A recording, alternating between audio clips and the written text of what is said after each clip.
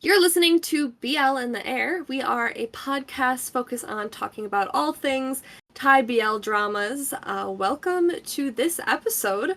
My name is Chy. I'm one of your hosts. And I'm Alex, the other host. And what's in the air with you today, Alex? I've been trying to finish Moonlight Chicken. Um it is Mm, it's it's so slow. how far are you in it? I'm like halfway through episode 7, I think. Okay, yeah. I'm almost done. I'm getting there. But I just got to the funeral scene. Like that was the last thing I watched, and I will say I did cry. I cried so hard when Cao Tung's character like sobs into Earth's character. I was like, "Oh, that's my child." Like Yeah, I remember I watched the show I think while it was airing or something like that. And I really liked it even though it was slow, but I do understand yeah, not that much happens a lot of the times. Yeah, I don't dislike it. Like I enjoy it. If I didn't like it, I would probably quit watching it. But and, I mean, Mix is so pretty.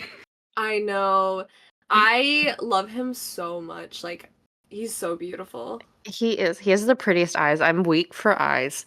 So I just You have to watch A Tale of a Thousand Stars. He's like so gorgeous in that show. That's another Earth Mix lead, right? It is, yes. I feel Okay. like that's the one they might be like the most known for. I think it's their best show. Okay. Maybe I'll watch that one after I finish this one. Yeah, that one has a lot more going for it, like plot wise. So Okay. it's more, I think Moonlight Chicken is like less plot, more relationship, and then A Tale of a Thousand Stars is like the other way around, where it's mostly plot and like the romance is very, very backseat.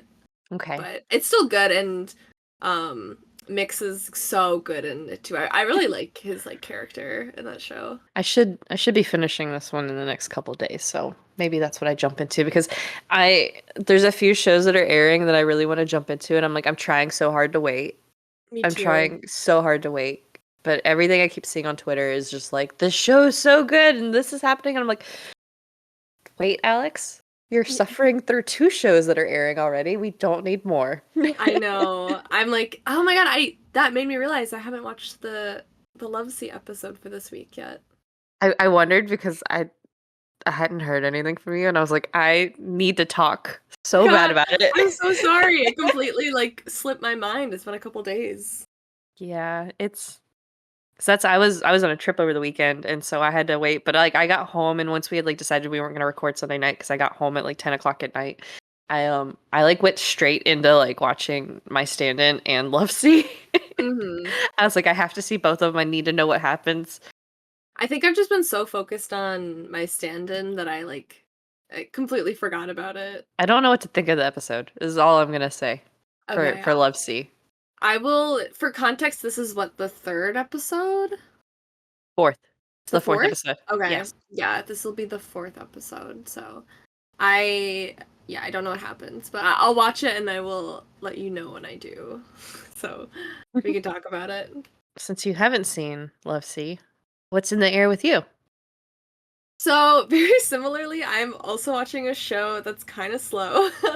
um, I'm watching We Are right now, which I think, are you caught up on that show? I'm not. I'm an episode behind. Okay, yeah, I just finished the most recent episode, which I think was like 10 or something. I think It's so. this one is still airing as well. And I like it, but it is quite slow. I feel like I think this show and Moonlight Chicken are both, they're just very slice of life. Like there's not much plot. It's just kind of like people living life. And so it's like, for the genre, it like makes sense, but if you asked me what the plot was of We Are, I would be like, I college students have homework, and that's about it. That's so interesting you say that because that's a complaint I see from a lot of people is that there's not a lot of plot and there's not a lot happening and it's kind of slow. And until I saw people talking like that, I didn't have that thought at all. I was like, it's not like a lot happening like what's we're gonna talk about in a little bit, but like Yeah. I never felt like it was slow. It never felt like it was dragging to me. Like I didn't notice at all. I was just so into like Pond and Pooin. Like Hmm. I will say don't care as much about the other relationships in that one. Yeah, see that I think that's why it feels slow to me because I mostly only care about the main couple that you just mentioned. And so like when a lot of the other ones are on screen, I'm just like, okay, like come on, let's get back to the main couple, you know. I do really like the is it Boom and Ow. Ow? Yeah. I think they're really cute together too, but like they don't like show that much of their relationship, and so I'm like, oh, okay. Like I would rather see like I would have rather seen them in their like them get together other than some of the other people that it decides to focus on. So that's why I feel like for me I'm just like, okay, like I could fast forward this scene, but I'm not going to. Yeah, those two, Owl and Boom, off camera, like when they're doing other stuff, is my favorite content. They're so Yeah. cute together. Like they were just like at a parade together, and one of them was giving the other one like a lap dance. I don't know what was happening. Okay. Yeah, they're really cute together. I like their characters a lot and stuff. So, Hmm. um yeah, but then there's just like so many couples and so many characters and it's like Yeah, a little there's hard to keep track of, especially at first. yeah. I wasn't as familiar with anyone outside of Pond and Pooin because I love Mhm. those two. I didn't catch that it was an ensemble cast for a while. Like I remember seeing somebody like talk about how it was like 8 characters and like committed to all of them, and like I like didn't internalize that when I started watching, and I was like, oh yeah, it's a Pon Pooin show. And then like halfway through, I went, oh right, this isn't just them, because I'd be like, why are we focusing so much on other people? Yeah. And I was like, oh, Yeah. that's the I point. kind of figured from the poster cuz they have like all 8 Yeah, guys just like sitting against a wall.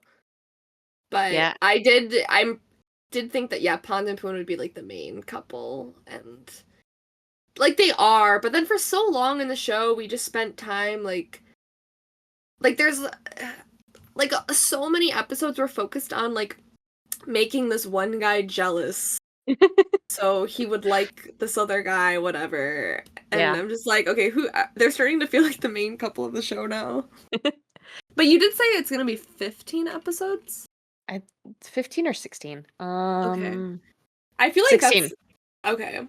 I think I'm okay with that then, because if you're gonna have this big of a cast and like these many couples, it's gonna take more time to like develop some of those relationships and stuff. So, you know, I feel like it'd be a good show to watch if you are just kind of looking for something like that you don't have to like invest emotionally in super heavily and you want to just like have a good time. I think it would be good for yeah, that.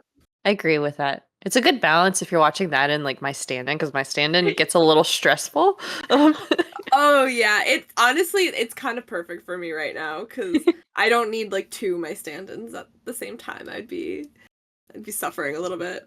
I don't know that I could handle that at all. That's part of why I'm kind of scared to like watch like another like airing show. I'm like, if something else has like a lot of drama going on, I don't know that I could deal. Yeah, I fully agree. Although we only have 2 weeks left of my stand-in. No.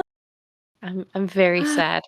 I know. By the time this goes up, It'll be it'll be out. Yeah. over. Yeah. Well, I mean, look forward to an episode about my stand-in. We're 100% doing one. We've both been loving the show so much, and I'm like, Yes. I okay, I don't want to jinx it. I don't know if I want to say this, but I was gonna say Say I was it. like, there's nothing they could do in the last 2 episodes that would like ruin how much I've enjoyed the show this far, you know? Yeah. Like it can't be that bad, right? I think you'll enjoy the ending. I think it'll be fine. Um Okay.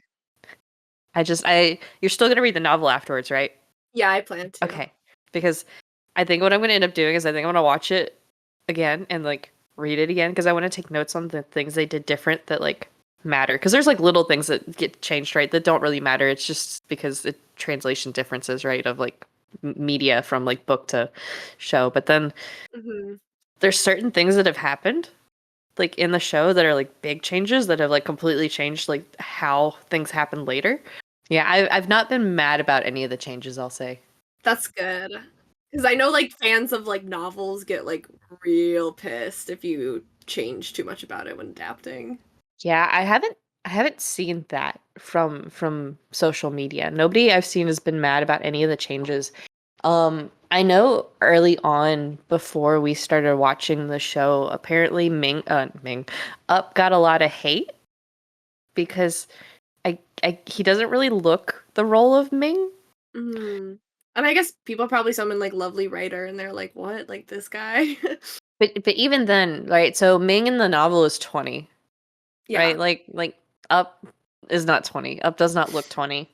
But like I just acting wise, I've been thinking about all the different actors I know and I'm like I don't know who would have fit the role as well. Yeah, Like he's I could not imagine someone else being no, Ming. I've been pleased with most of the casting. I will say I think my favorite thing. So in the book, original Joe is described as not attractive but manly.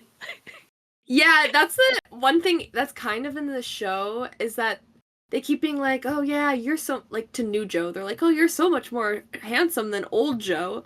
And I'm just like, "What?" Like Poom's so beautiful. He's sitting there and I'm like, "This, you're saying this man isn't that attractive?" Like, okay.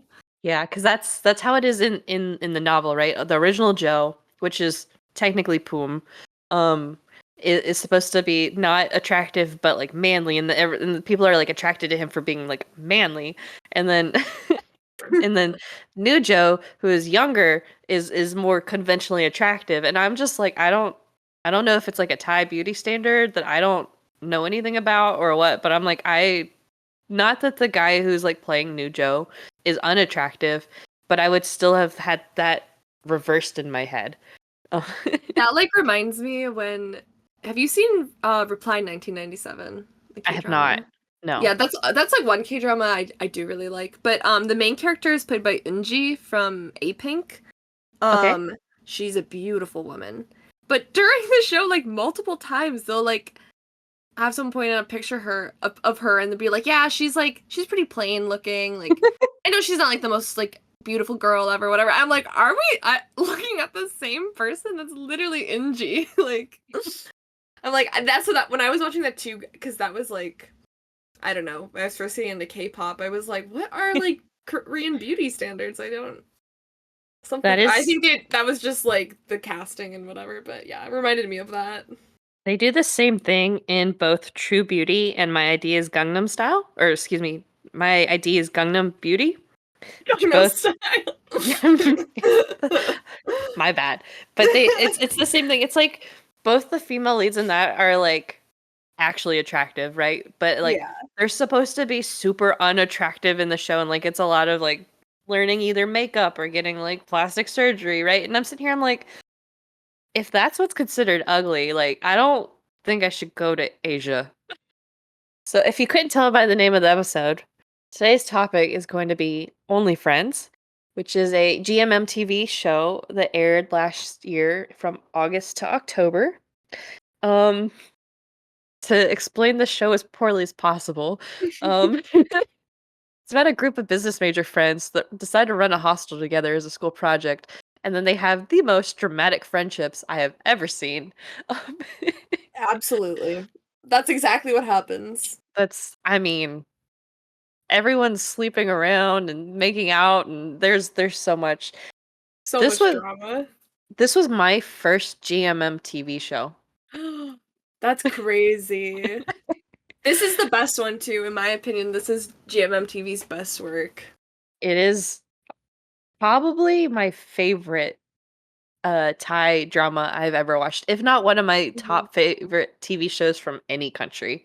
I am obsessed Yeah. with this show. Like I know we talked so highly of like Love in the Air recently, but like I will watch I'll watch Love in the Air is a comfort for me because like it's got drama, but it's like fine. This is every moment of every episode is stress. Yes. Yeah, I'd agree. I think this is probably my favorite Thai drama. I mean, we'll see when my stand-in finishes, but that's the only other one that kind of comes close in my opinion. Yeah. Yeah, that's the only other one that comes to mind because that is also a lot of stress. Yeah. I like shows like that though. I love when things are like tense and like messy and dramatic and that's like exactly what this show is. So If you Yes. haven't seen this show and you still plan to listen to the episode, just just think of it like we're giving you like tea on our like chaotic friend group or something, because that's really what this show is. It's so much tea. So when we prep for these episodes, we tend to do a plot summary of for the episode so that we have like talking points so we can remember kind of what happens. But writing this out took us both hours. Um, It's you guys, it's 10 pages. We tried to do a little summary. It's 10 pages of summary. So we might make this 2 episodes. We'll see how long it is when we get going. But yeah. there's no filler scene at all in the show. Everything is very intentional. It's very well directed and scripted. Oh yeah, it's So so like crisp and clean in like its plot and its directions and its characters. And yeah, it's just like immediately off the bat from episode 1, it's so well done. I will say, so the producer of the show is I'm gonna butcher this, but it's Aof. So Mhm. who's very well known from GMM. Uh, he also did Bad Buddy and Last Twilight, and um, he also did A Tale of a Thousand Stars, we mentioned Yeah. earlier. Those are like all of my favorite shows from GMM TV pretty much. Yeah, and then the JoJo is the director and the screenwriter, who I also love because he did Never Let Me Go, which was another Pon Puin show. And he is directing The Heart Killers, which is a first Cow Tongue and Jung Dunk show coming out later Mhm. this year. Um, And he also directed The Warp Effect, which is another one of my favorite shows. That one's not like specifically a BL drama, but there's lots of queer characters, and that's another show where that's when I watched and I was like, wow, this is like probably the Thai drama with like the best plot I've ever seen. And then I also saw Three Will Be Free. That one I really liked a lot too, because once again, it was like intense and the plot was really good. So it's, yeah, I haven't seen either of those, but they're both on my list. And Aof and JoJo, I think, are both openly gay. So yeah, I think so. And you can tell too, or not. yes, You can't tell that they're openly gay, but you can tell that this show was created by like a queer team, because yes, I could talk about this later, but this show I feel like does such a good job of reflecting like the queer experience, and like some of it's like the show's just like very relatable if you've ever had like a toxic gay friend group in college. And I don't know, I unfortunately like relate to this a good amount. Just from like people I've known. So Another person to mention from this is Den as the screenwriter or one of the screenwriters. I he was also one of the acting coaches for Ken Porsche, oh, okay. and oh gosh, what was his role? He was also one of the screenwriters for Playboy. Right. Yes. That's a crazy run. So Playboy, yeah, it came out like right after Only Friends ended, and so we watched Only Friends while it was airing. Like I think I started watching it like halfway through the show airing. Mhm. Um and then like I found out that like Playboy was coming out and I was so excited for it because I really liked Only Friends and I was like, Den, same person. He's very, very active on Twitter. Um I still haven't finished Playboy. I can't do it. I dropped it. I will finish it one day, but it was just like Yeah. a little too much for me. Yeah, I got I don't know, like 6 episodes in, I think, before I was like, I can't do it anymore. Yeah, I think I got a little bit farther than that. And there are so many like scenes where something will happen and it's just like what? Like they're like just like small things where they're just like always like hanging out in like a bathtub in the backyard. I'm like, okay. And then there's my favorite scene from that show. They're like having the weirdest like party ever, but it's like broad daylight. And they're all just like standing in one line. And I'm like, okay, is this a party? I don't know. And they're wearing like ridiculous outfits. I watched that and I was like, okay, I need to take a break from this for a little bit. So, but the behind the cameras crew solid crew already. GMMTV, whoever was the casting director for this, did perfect. I Yes. Of all the GMMTV actors, I don't know a single person I would have swapped for somebody else. Yeah, I agree. I think the cast is incredible in this show. Um, it's an ensemble show, I Hmm. would say. So there are a good amount of characters, but but they're like some of the most popular couples in like GMM TV at the time. Hmm. So we have Mew, who is played by Book, and then Top, who's played by Force. So Force Book have been in multiple shows together. Yes. And then we have Ray, who's played by Cowtongue, and Sand, who's played by First. Um, and we adore First and Cowtongue. I think before this show they were only together really in The Eclipse, and then like a little bit in Moonlight Chicken, but that's just kind of like a one episode thing, I think. Yeah, the Eclipse was their big one, and then they had an episode or two in Our Sky 2, because it was the same characters from the Eclipse. Yeah. Um, but yeah, and then they were both in Moonlight Chicken, but I don't know how much interaction they have outside of like one scene. Yeah.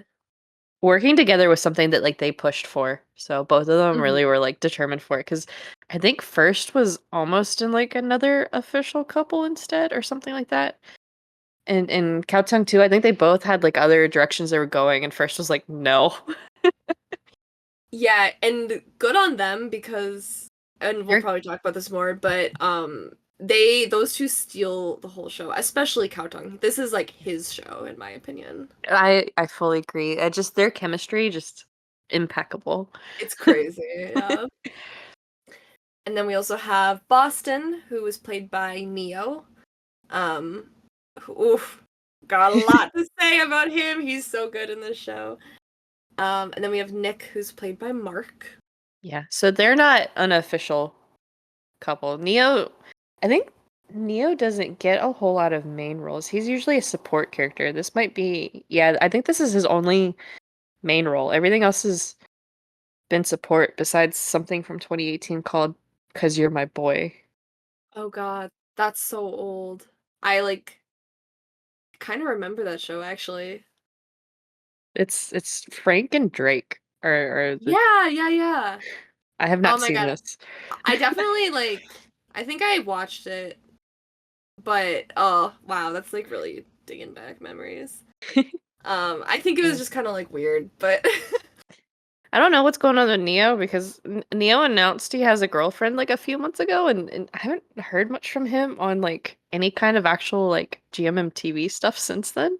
I know. I hope it's not like affecting his career. I hope so too. He has a support role in A Love So Beautiful that's airing right now. Okay. Um, so he's third listed, so he's the first one besides the leads listed. So Yeah. Hopefully he's like in more stuff yeah, announced You- soon. Cause yeah, I mean, he's such a good actor. In this show too, he's so good at playing his character. You almost like hate him. Like I'll see him and I'll be like, oh, that bitch Boston. it took me 3 other shows after this to not hate Neo Yeah. because he did Yeah. such a good job as Boston. Because I Exactly. hated Boston so much. And then Mark that plays Nick, I think his new one is Sweet Tooth Good Dentist with Om. I think they're gonna be official. I think that's like done now. So Mark finally has an official couple because he's bounced around a Yeah. lot too. Yeah, I think before that he's mostly also just been a support character. He hasn't Yeah, really had a main role in a show. yeah, but he's done great in those support roles because he was in He's Last been in a Twilight. lot, yeah. Yeah, Last Twilight, and then he was in Moonlight Chicken, and he gives off such a different vibe in Moonlight Chicken that I'm just like, is this the same person? Are we sure? Yeah. Um, Yeah, right. like he did a really good job in Last Twilight as well, but like I don't know, it still felt like Mark to me, right? Like Mhm. it's not Nick, but it felt like Mark. But like his character in Moonlight Chicken was just a whole different. And then we have the character Namshim, and she's played by Look Jun. I know she was in Not Me. But Was she?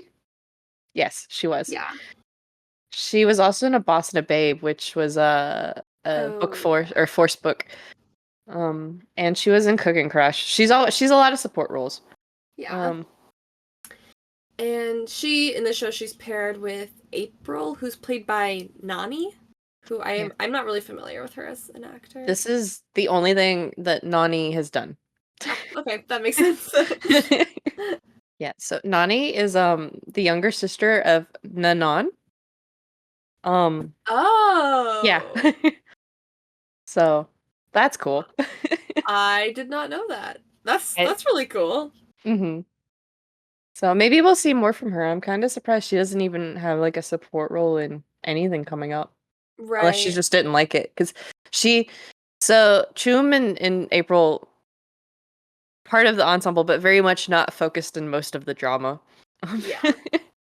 So, Yeah, and they're especially April, yeah, she's just kind of there in some scenes, but she doesn't really have like her own story for the most part. yeah. So, yeah. So I guess to get into the plot now, the actual plot that's not just a bunch of business majors. One of the main settings of this show is going to be a bar called YOLO, I guess. Um, Mhm. and the bar owner of that is played by Jenny. Um, Mhm. and it's Yo, which is where the YOLO comes from. I liked Yeah. it. It was punny. Yeah. And I love her bar. They have like trivia night and stuff there. But this opening scene honestly sets the whole tone for the show. Like this is the most accurate portrayal of all of these characters. Oh my So god, it's perfect. I highly recommend just like I we went to like go watch or like watch a little bit to do the summary and I just got sucked into like watching the whole first like episode because I was like, wow, this scene's so good. that kept happening a lot. Every time I'd like get into like something like really dramatic happening. But yeah, that the opening scene, like it just the opening scene kind of just summarizes of how much of a mess the rest of the show's gonna be. Yeah, it gives the perfect like first impression of like every character in the show. It's like the first episode of Glee where it's just Yeah. like okay, 5 minutes in, you basically like know the deal with everyone. It's kind of the same for the hmm show. I will say one of the things I really liked about it is it doesn't feel overwhelming. There's a lot of other shows when it's like an ensemble thing, if they introduce like everybody at the same time, I'm immediately lost. Right? Yeah. Especially when it is like college people Mm. like this. Um because a lot of times, they're always in like the uniform. I will say, even though these are like college kids, they're like there's like two scenes where they're in school and that's it. Yeah. Which thank God. But yeah, so like the show starts like Sand is like performing on stage because he is a bar musician. When he's not in school, which I always forget he's in school until there's like one scene with him in like his school uniform, and I went, "All right." Yeah. That's a good point. I kind of just didn't really think he was in school either. Yeah, because I think everybody besides Boeing is in school. Yeah. Because That sounds Nick right. Nick is in school too. Because it's Ray, Boston, Chum, and Mew are all business majors. Yep. Um, but yeah, so Top is in school too. That was another one that threw me off. Um, Oh. yeah. Yeah. Uh, Okay. but I don't know what anyone's majors are besides the main four. Um, Yeah. But yeah, when the show starts, only the business majors know each other. yeah, Pretty much until we find out more. But they're yeah, like a friend group. yeah. Um So they're always hanging together. Especially at this bar. yeah. They're pretty close with Yo as well, I would say. Um, Yeah. is kind of interesting that they didn't really know Sand, but whatever. Yeah. I think they know him as like the bar singer, but I don't think they've really talked to him outside of that. Yeah. So Oh yeah. basically how the show goes is you see kind of snapshots of what like everybody's doing. So Sand is performing. Ray is literally like drunk in a toilet. Um Boston is then trying to hook up with somebody. Um, I like love this that part's so funny because like he's like, oh, like yeah, you have a boyfriend, whatever, and then the guy's talking to is like, oh, we could like have a threesome or something, and Boston's just like, oh, can I see his Instagram first? And so Mew is kind of narrating everything because Mew doesn't really drink, so he's like the table holder basically. hmm So he's just kind of there. Chum is dancing, and so that's what the four of them are doing. And Mew's like, okay, I'm ready to go. hmm And so it's kind of trying to figure out where everything's at. And Sand like runs into Ray in the bathroom and is like mad at him for taking up a stone. Ray is just kind of slightly drunk and disorderly, and that'll be a reoccurring theme. Yep. So Mew's trying to rally everybody so they can leave, and so he goes and he finds Ray and he drags him out of the bathroom, and then they like bump into Top, which is their first time meeting Top. Yeah. And it's kind of like a passing, they bump and then say sorry and keep going, and that's it. And it's also clear that like Mew and Ray are the closest friends out of the group. Yes. Like it seems like they either know each other for longer or that they're just like the two like best friends. Mm-hmm. And so that's kind of just the opening scene. It's just that chaos of like the bar and everybody's kind of doing their own thing. Um Mhm. Because then we go to like one of our like two like school scenes where the four friends that are the business majors decide to open a hostel together. Yeah, this wasn't quite clear to me because I was like, how I don't know if this is like a school project, but it So is. from what I got was it was supposed to be like a thought process like a thought project type of a thing of like put on paper how to do all of this. And it's just because Ray is rich that his family happened to own an extra house that they could turn into a hostel.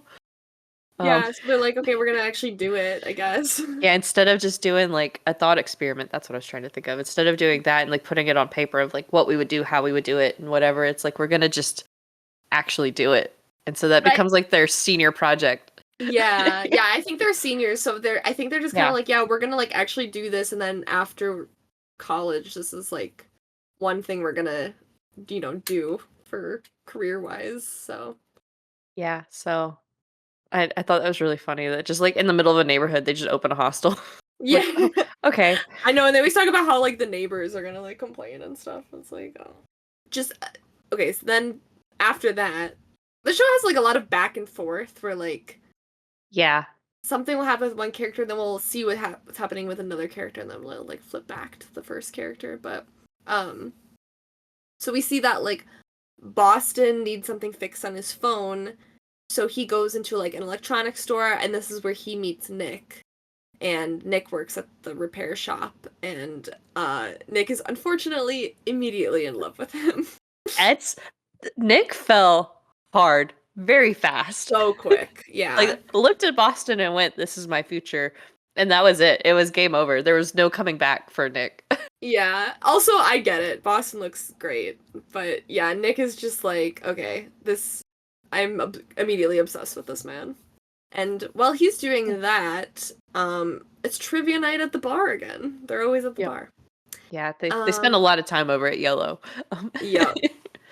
And they're so like the four of them are drinking, and then Top shows up again, and I think he just kind of like seats himself with the group. Like he shows that he's like interested in Mew, so he ends up kind of like inviting himself to sit at the table. So Boston already knew Top, and so I think hmm that was kind of his in. Yeah. They never clarified to the rest of the group how they knew each other. Right. I think he might have just been like, "Oh, this is my friend Top" or something like that. Yeah. But they have previously hooked up, which will be discussed a lot more in the future. Yeah. Um, if you haven't gathered, Boston hooks up a lot. With everyone. Yeah. It's hard to keep track of almost. And so we get like a little snippet of that. We're just, gathering pieces. Yeah. And then Ray, I don't know why Ray's leaving separately. I don't remember why he's leaving separately from the group, but he is very drunk and he is behind the wheel. So if you're listening, do not drive drunk. Yes, please. And Sand is also leaving because he was done with his set and whatever. And he was getting on his motorcycle next to next to Ray, and he's like, bro, don't, what are you doing?" Right? Yeah. Good And he, Samaritan sand. yeah, he's like trying to like tell him he needs to like call his friends, and Ray's like, "My phone's dead, whatever, take me home." Yeah. And then Sam's like, "Just sleep it off in your car, whatever." And Ray's like, "No, I'll just drive then," to the point where Sam like has to like just shove him into like the passenger seat and drive him home. But he Mm-hmm. doesn't know where Ray lives, and he can't figure out, like, he can't call anyone. Like, no one else knows where Ray lives apparently. Um so Sam ends up taking Ray back to like his apartment, like Sam's apartment. Um Mm-hmm. and the funniest thing about that is like when Ray finally wakes up, skipping ahead. Sand also fell very hard for Ray very quickly. I Uh-huh. am you cannot convince me that Sand did not like fall for Ray when they're sitting together on the bathroom floor. I Because think I agree. Ray has to go puke because he's drank too much, and so Sand's like taking care of him in the bathroom. Sand is very sober. Um Mm-hmm. and just like at one point Ray just kind of like leans over and like ends up leaning like his head on Sand's shoulders, and just you can just see the like already the love forming of of Yeah. And once again, I don't blame him. I've also seen Kowtown, and I get it. No judgment here. this shows how you and I really connected, right? Because we were both like, ha. Because I was just like, have you guys talked about Cow Tongue? I need to talk about Cow Tongue. And first, have you seen them? Like, I need people to talk to about those two.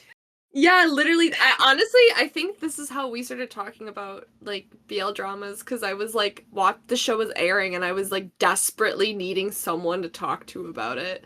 Me too. Because I Yeah, just, because I didn't know anyone like IRL, and I was like, if I don't talk to someone about this show, I'm going to like actually explode. And then we see how Top and Mew go home. They go home together, and I believe they like make out a little bit, but Mew stops it because he tells Top that he's a virgin and he doesn't want to like sleep with someone he's not committed to.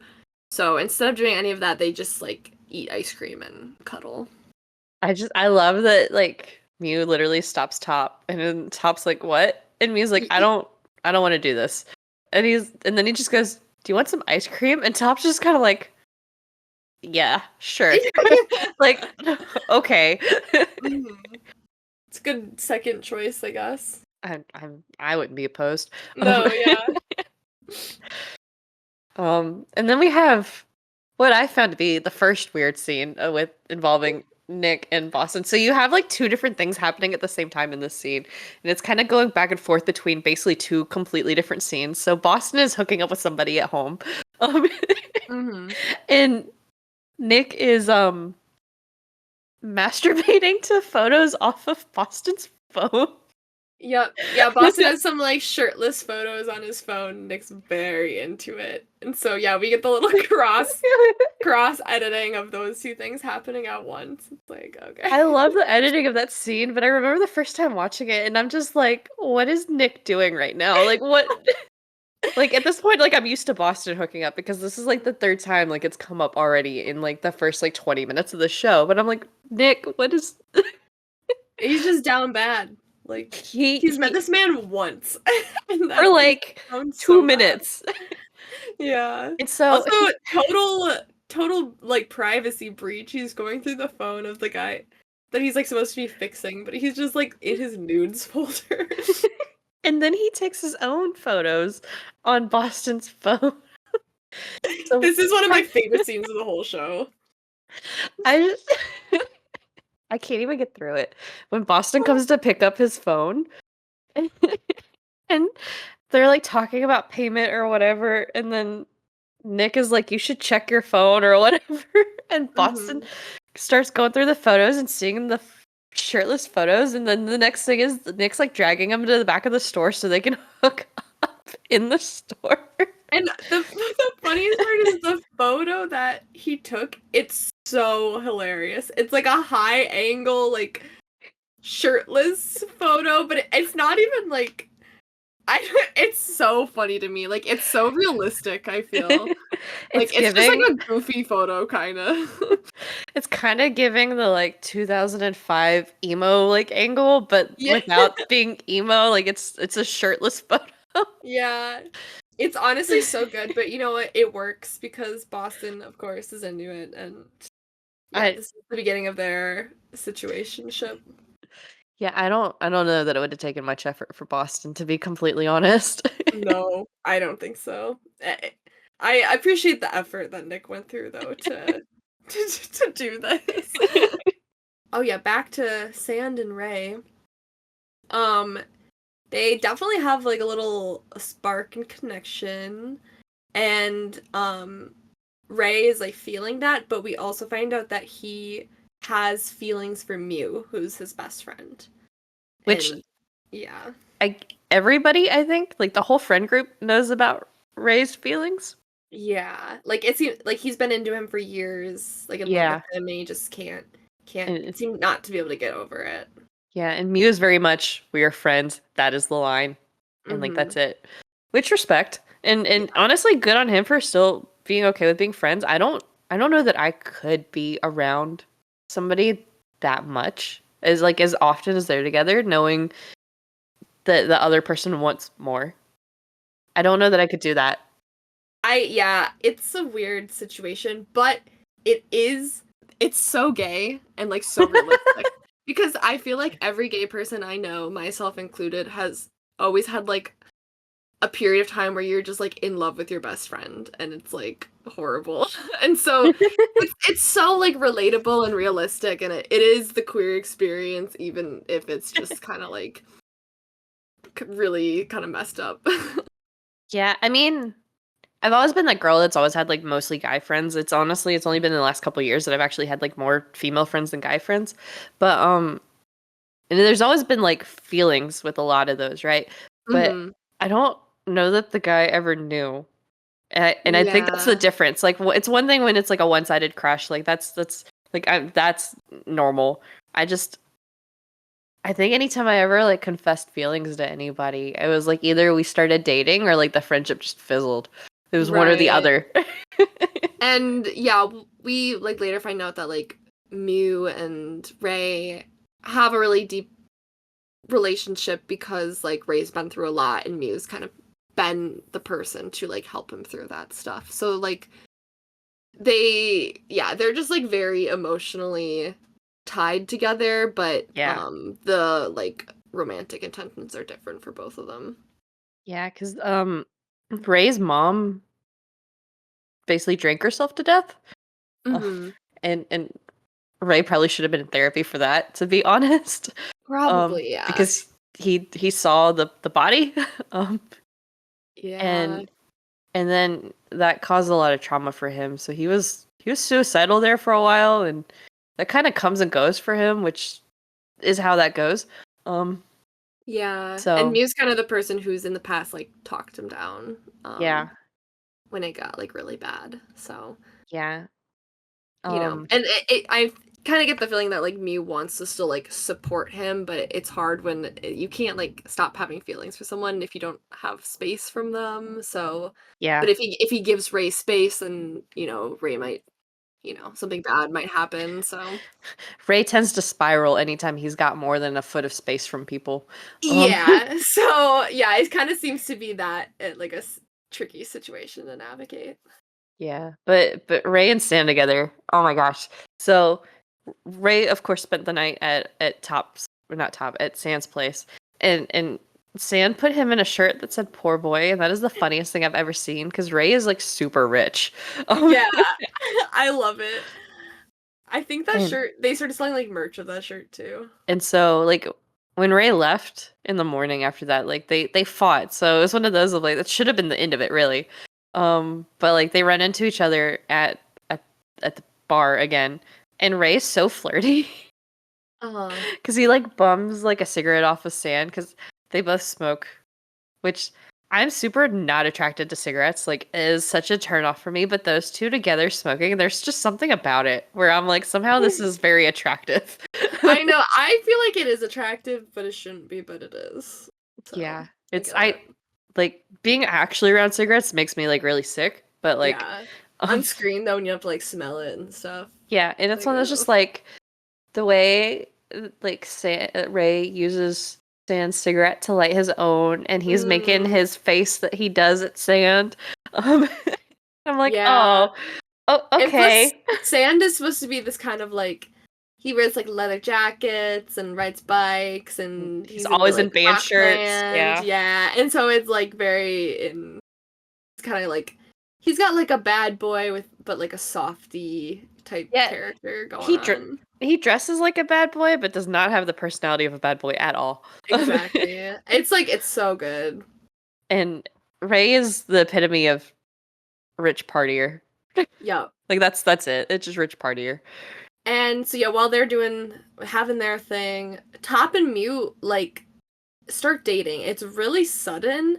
I want to say they're at like trivia or something again, or they're at the bar, and Top just comes up and asks Mew to be his boyfriend, like in like publicly, which Yeah. is like big red flag for Yes. me because they don't know each other that well, and just like whenever you ask someone like a bigger question publicly, it always feels like you're trying to like pressure them into saying yes, you know. But we kind of get the feeling, or at least I kind of get the feelings that he's doing this because Mew wouldn't sleep with him unless he was in like a relationship. The Top's like, oh, I'm gonna get him in a relationship, but Mew still won't sleep with him. So. Yeah. So Mew also does call Top out for doing that publicly. He's like, Mm-hmm. I basically agreed to this because I didn't want to embarrass you. Um, Yeah. Yeah, and and so he's still like you still have to like win me over, even though we're yeah, technically dating. yeah, Which like and one thing about Mew, I respect him for always kind of keeping his boundaries. yeah, he's very good with his boundaries. Yeah. Um, I think out of any show ever, he's like the only one who's ever had very solid, very clear boundaries of this is where I stand. Mm-hmm. He's definitely better at boundaries than I am. Um, Yeah, I would agree. Ray immediately hates Top at this point, just immediate. Yep. Very Like, obviously, everyone yeah, knows. yes, this is now public enemy number one. Um, Mm-hmm. and there's very much a jealousy thing going on here, which is kind of interesting because like I don't know that Ray's actually really dated. Like it's never talked about, but I don't think he's really like dated around either. Yeah. Like he's not a virgin because they talk a lot about how Mew's a virgin. That was like a really big point of like Mew's like character. Mm-hmm. But like I don't know that Ray dates a lot either because it's one of those because he's like so in love with Mew. Like why would he date anybody else? So he has to keep himself available for Mew, and now all of a sudden Mew is taken for the first time ever. Yep. Um, so that doesn't really go over with Ray very well. But also he's got Sand over here on the side, so Yeah. And speaking of Sand, he knows Nick, just not connected to the rest of these guys, and they yeah. are moving in together because I think they live in the same apartment building, and I don't know. Yeah, so they live in the same apartment building and Sand's current roommate moved out, so he needed to find somebody else to help cover rent. And Nick, I think his lease was up anyway, so he's like, I'll just move in. Yeah, it's like very like convenient, but Yeah. they become friends and roommates, and They were then already friends, I think, because yeah, they knew each other for sure. they just weren't like super close, but um I don't know if this is a Thai thing. I don't know if this is just a BL drama thing, but people move in with each other very easily in a lot of these shows. Is one thing I've noticed. It could just be for the sake of plot and stuff, but I've Yeah. noticed that as well. Because even the like sometimes they'll keep like their main residency. Like if it's a couple moving into together, one of them will keep like their old residency on like the side. Yeah, And I'm like, I don't know what this is about because I'm like, if I'm dating someone, I think it's still like a year plus before I like want to move in with anybody. Um, right. Then this is like it jumps around a lot, but so they move in together. Sand is selling like illegal plum wine. Like I guess he just like brews wine and sells it on the down low for some reason, just like for money, but I don't know yeah, why that's like illegal. I don't either. There's because they talk about it later because Ray talks about some other like law that's going to get passed at some point. So I don't know if it's like a specific type of wine or being able to like run your own thing, like that's not government controlled or something. Yeah. I don't have the background to know what that is, but it is bootleg wine. It's the moonshine of wine. It is. And Ray like sees like Sand running around. Oh, Ray thinks Sand is like selling drugs at school, but it's the wine that he's selling. And like Right. so Ray's like tailing him for a while, and Sand's mom owns like a go-go bar or something like that. Hmm. And so Sand is there, and like Ray like comes in behind him and like accuses him, and then finds out that it's he's selling the wine. And then Ray's like, "Well, if you're already doing that illegal, why don't I just hire you to be my drinking buddy?" Yeah, and it's like it's funny because the conversation it starts off. I feel like Sand is thinking he's like this guy wants me to like he'll pay me money for my like services and stuff. But then Yeah, Ray's just like no, like literally like just drink with me, and like we can yeah, chill. and it's funny too because Ray's like 7,000 bot or whatever, and Sand's like no, and then he's like 8,000, and Sand keeps walking away until like Ray gets to like 10,000, and he finally stops, and it's like yeah, gotcha. Yeah, you can buy me for that much.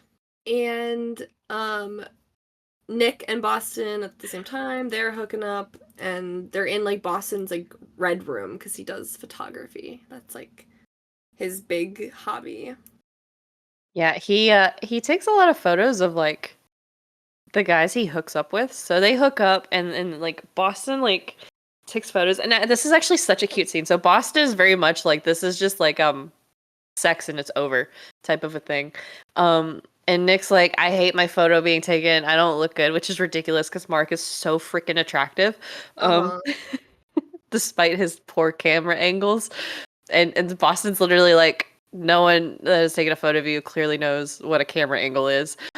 He's like, Mm, let me show you that you are actually attractive. And he's like, here, when you use the right camera angle. And yeah. that's when they go into like the camera room and whatever. Yeah. So Yeah, there are a lot of scenes. I do understand like why Nick falls so hard because there are like a lot of times where Boston is like really sweet and stuff. yeah, I But yeah, there's also a lot I of can times where deny. he's very nasty. And for example, in the next scene, we see Boston. He's trying to hook up with Top. Who again is Um, already established with Mew at this point. yeah, they're like officially together, and yeah, Boston is like, you know, Yeah, he's trying to hook up with Top, but Top right now is not having it, so that for the moment goes nowhere. yeah. I will say Boston, all his hookups and whatever, he's never been unclear of his intentions Oh, either. he's Like, very straightforward. yeah, like everything is just very. I don't want any feelings. We're gonna have sex and move on. And this is something that I noticed while I was going through it over the last couple days. The different styles of sex between the different couples very much goes in line with their character in a way I didn't notice my first watch through. Like how Yeah. Boston has sex is very much like just sex. There's no emotion, there's no feeling to it. It's just sex to get to that end point and I'm done type of a Hmm. thing. Not that he's bad at sex apparently. Apparently he is very good at what he does, but it is very to the point. Yeah. Whereas you can feel like between like spoilers, Cow Tongue and first, Sand and Ray. I had to think a lot of times when I was writing like the plot stuff, a lot of times while I was writing that I kept writing their real names and having to go back and edit. Yeah, it's hard 'cause there's so many names already, and then it's like you Yeah. know all the actors too. Yeah. So Sand and Ray, there's a lot more like passion to theirs, right? Um Yeah. and No. it was kind of a really interesting like dynamics difference when I was paying attention to that because I think it was because I was going faster through everything, so I wasn't having to watch like whole scenes, so there wasn't gaps. Hmm. Um, so but yeah, Boston fails to hook up with Top because Top has eyes only for Mew right now. Um, the running theme is Boston thinks that Top is only in it for like to conquer Mew, basically, of take his virginity and then he's gonna move on. And Boston's kind of shitty of you, but also like, yeah, like Yeah. try not to hurt my friend too bad in the process. I'm like, I have mixed feelings on that one. Like, if that was Top's goal, because it's one of those. I think by this point we don't really know too much because Top's kind of like, no, I'm actually in it, but it's like also at the same time, it's like, are you? I know. Yeah, I'm kind of a Like, top anti. I just like, especially like the first time when I watched the show, I was just yeah, getting such bad vibes from this guy, and I was like, I don't trust your intentions at all. yeah. There is this vibe with him of, I know what he's saying that he's in this actually to be with Mew, and it's on a surface level. That's what he's showing, right? Like he's not really pushing too much for Mew to do anything, right? Like Hmm. a lot of them is still just them hanging out and doing whatever and at most cuddling. Um, Hmm. Eating ice cream. yeah. But we do know that like Top in the past is known for being kind of a player. Like I think Boston's like, yeah, he's never been with someone more than like 2 months or something. Yes. And like that's what he's been known for. So it's one of those like it's and I think that's why there's not a lot of trust there, even though as a character he really hasn't shown anything else. Mm-hmm. Um, so but yeah. And then in the meantime, Ray walks up to Sand and is trying to leave the bar with a girl.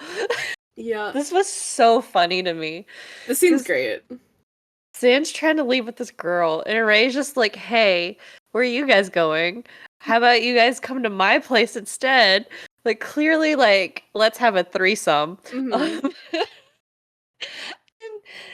and then Zan's like, hey, girl, I need you to give me a minute. And he, like, goes and talks to, like, Ray on the side and is like, what are you doing? And Zan's like, I'm just here to have a good time. It's no big deal, you know? And so then Stan walks over to this girl and goes, hey, my friend's drunk. I gotta take care of him. And I'm just like, dude. Like, if you didn't think you were already whipped, Yeah. hello, you just ditched the pretty girl for your friend. Yeah.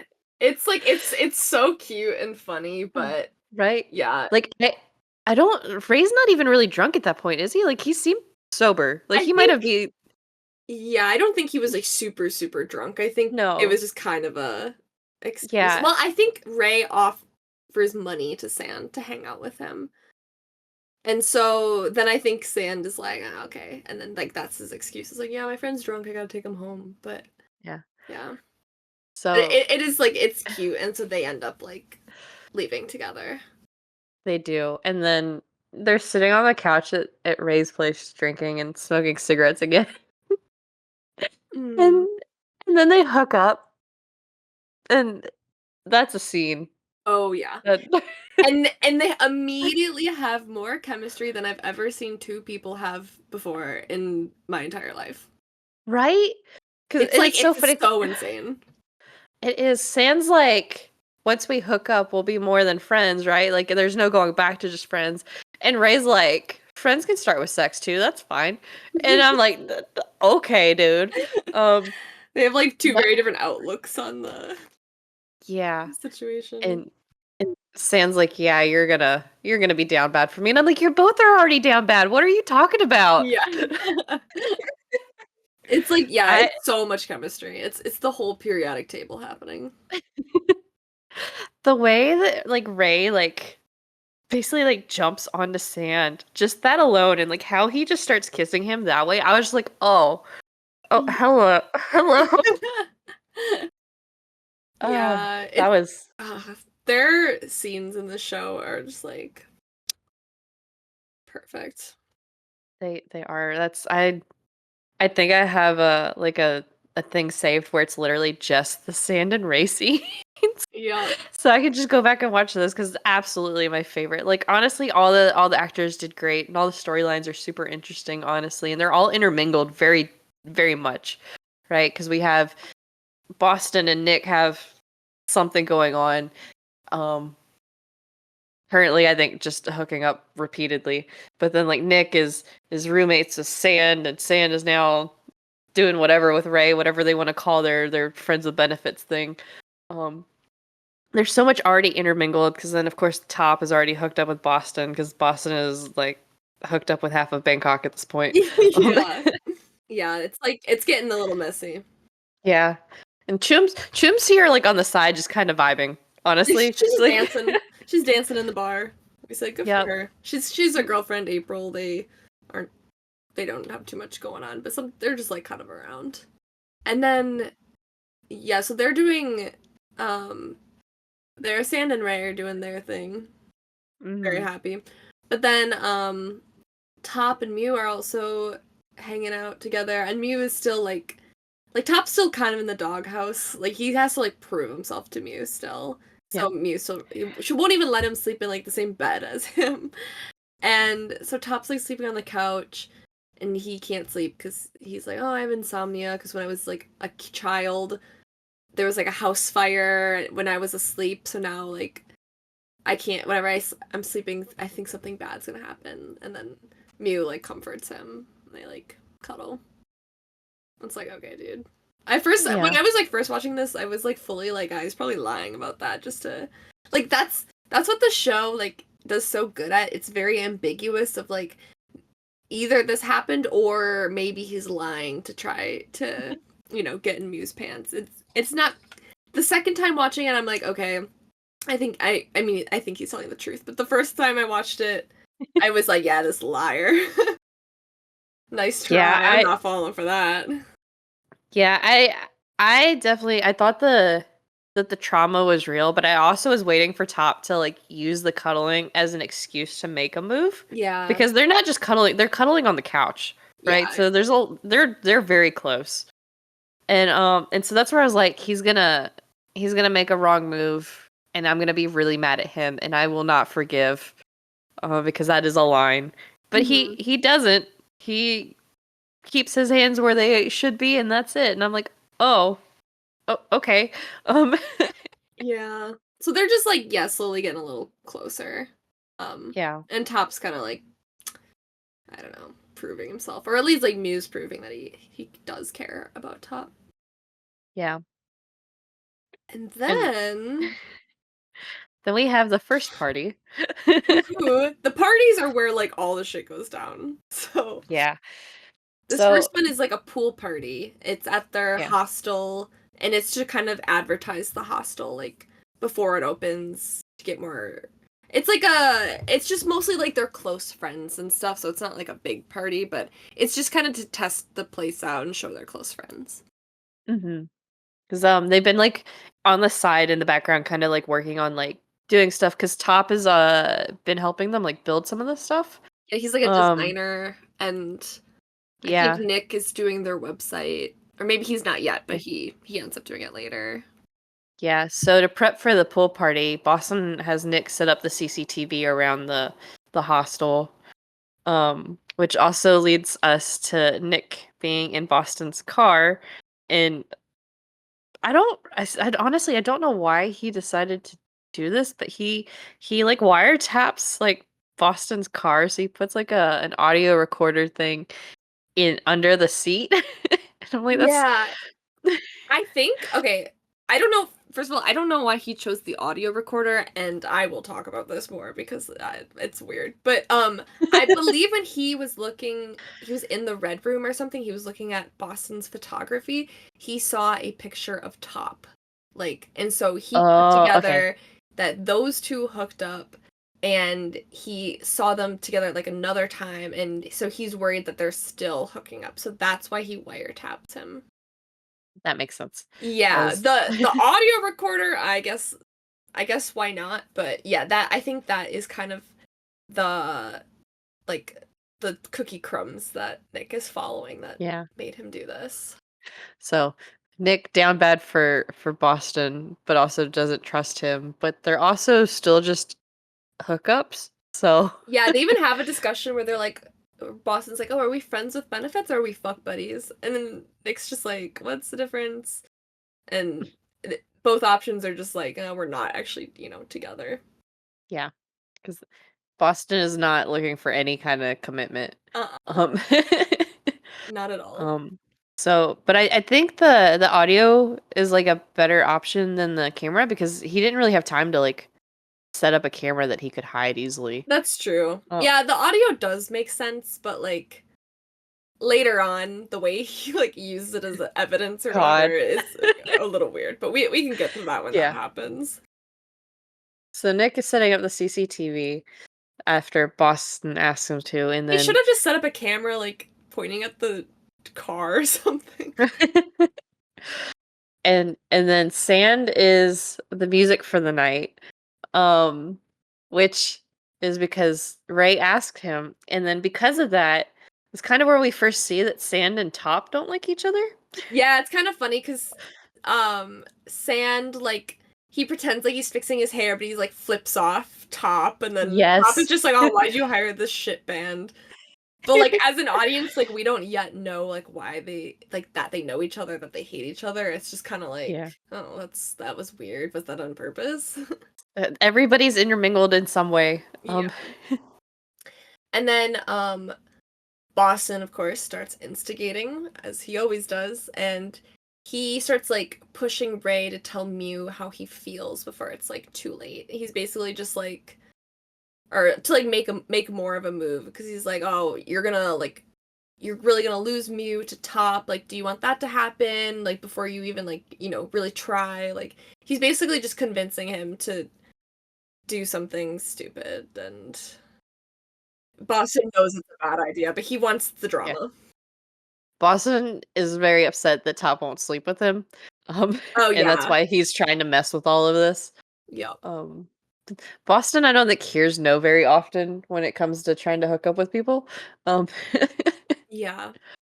And so a part of this plan as well is he goes to Top and he's like, hey, Mew is lying. He's not a virgin and he has hooked up with Ray before. And his proof is that he does have a photo of them like kissing in like the backyard of, I don't know. It's an older photo, but he shows that to Top and that's like his evidence. which upsets Top because like this whole thing with Mew and like holding out sex is basically he's a virgin and he doesn't want to just give his virginity up to anybody. And that's why Top is having to basically grovel and Yeah. and so yeah, that doesn't go over very well that Mew is lying and that of all people it's Ray. But but the Yeah. kid but that Mew isn't lying because the kiss was just a kiss. It was like a drunken kiss and like Mew put a stop to it immediately. Yep. It was like the one and only time they kissed, and And it was yeah, like a it was couple like, years earlier. Yeah. yeah, and they never hooked up, so Boston was totally lying about that. But Top doesn't know that at all, and so they end up Boston and Top hook up in Boston's car. What a Um, scene. yeah, it's just he's got this like old like light blue. It's like is it like a Volkswagen or something? I don't know cars, I but don't either. It looks very similar to like some sort of Volkswagen Beetle. It's not a Beetle, but it's like kind of in I don't know. But yeah. yeah, similar vibes. And so yeah, they're bouncing around in the back of the car and there's that audio recorder that's still recording that which picks up which on this. Nick is like listening to it live with the biggest Yeah. headphones I've ever seen.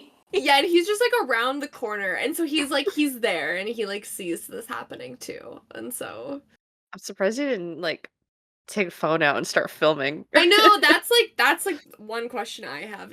Just the audio recording is such a bad piece of evidence, but no one questions it throughout the whole show, so it's like whatever. But The amount yeah. of times we have to hear this audio. Oh, it's so ridiculous.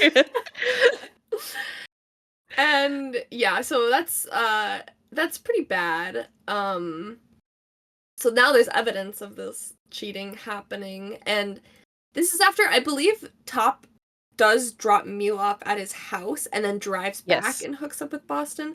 But in the meantime, Mew gets home and realizes he doesn't have his keys, and so he calls Ray, and he's drunk, whatever, and he's like, Ray, like, can I stay at your place? I'm locked out of my apartment. I don't know where to go. And Ray and Sand are, making Making out in out. their car. And Ray is like, sorry, dude, I gotta go help my friend. And he ditches Sand to go help Mew. And Sand's pretty, like, upset about this. Even Yeah. in even the next day. And honestly, I kind of like don't like I kind of like don't agree, Like it's not like Ray is like, "Oh, because I love Mew more. I'm gonna like ditch him for you. But it's more just like, yeah, like my friend's locked out of his place and has nowhere to go tonight. Like I feel like that's pretty understandable. But Sand's a bit upset. Maybe at this point, I does Sand know his feel? No, he doesn't know his feelings for no. Mew. So I also, if I was Sand, I also would have been upset, but I also get Ray. It's yeah, one of those, I'm like, seeing it as an outsider, I'm like, I kind of get the situation, but it is, I think Sand does know at this point that Ray will drop everything from you. yeah. That or at So, least that's what he kind of learned from what happened right now. But yeah. And so, Sand, doesn't like being like second string, yeah, which comes from boyfriend trauma. Um, yeah, because he had a boyfriend that ditched him for somebody else. Um, yep. which we don't know at this point. I don't think. No, but we are So kind of just like, he's a little like upset about being ditched here. yeah, Um, and so yeah, so Ray does go to Mew's house or lets Mew stay at his house or whatever. And they're like laying in bed and Ray leans over and kisses Mew, and that's not good. no, Um Mew gets super mad because again, Mew is very good with his boundaries. yeah, and Um, I believe like Ray is like, "Oh, I'm still in love with you." Like I think yeah, he says that. yeah, and Mew is basically like, you either got to deal with it or we can't be friends. Like that's your options now. Like this is absolutely not. Yeah. Because also, at this point, does not know that I am Top is currently cheating on him.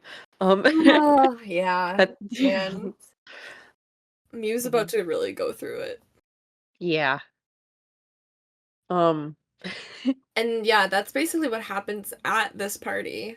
And then we start to deal with the aftermath. So yeah. the next day, this is like a little side note, but it kind of becomes important later. But Mew is at Top's house and he sees in like Top's room, he has this like model airplane with the letter B on it. And he's like, "Where'd you get this airplane?" And I think Top, he like lies. He makes up some, I don't know. No, he tells the truth. He says that he got it from an ex-boyfriend. Oh, he does? Okay. Yeah, Oh, right. That is he's right.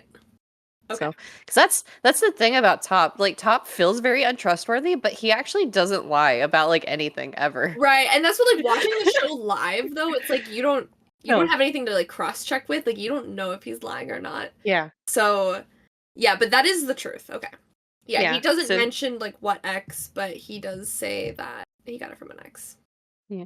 Which I have to say that if I also saw a plane with a bee on it, I would have just thought it was a plane with a bee. Like I wouldn't have Yeah. been like, "Where'd you get this from?" Like I'd have been like, "Oh, that's cool. Yeah. It's a model plane just sitting around." Like I wouldn't have thought anything about it. So the fact that me like clocked it and was like, "What's that?" I'm like, "That's okay, dude."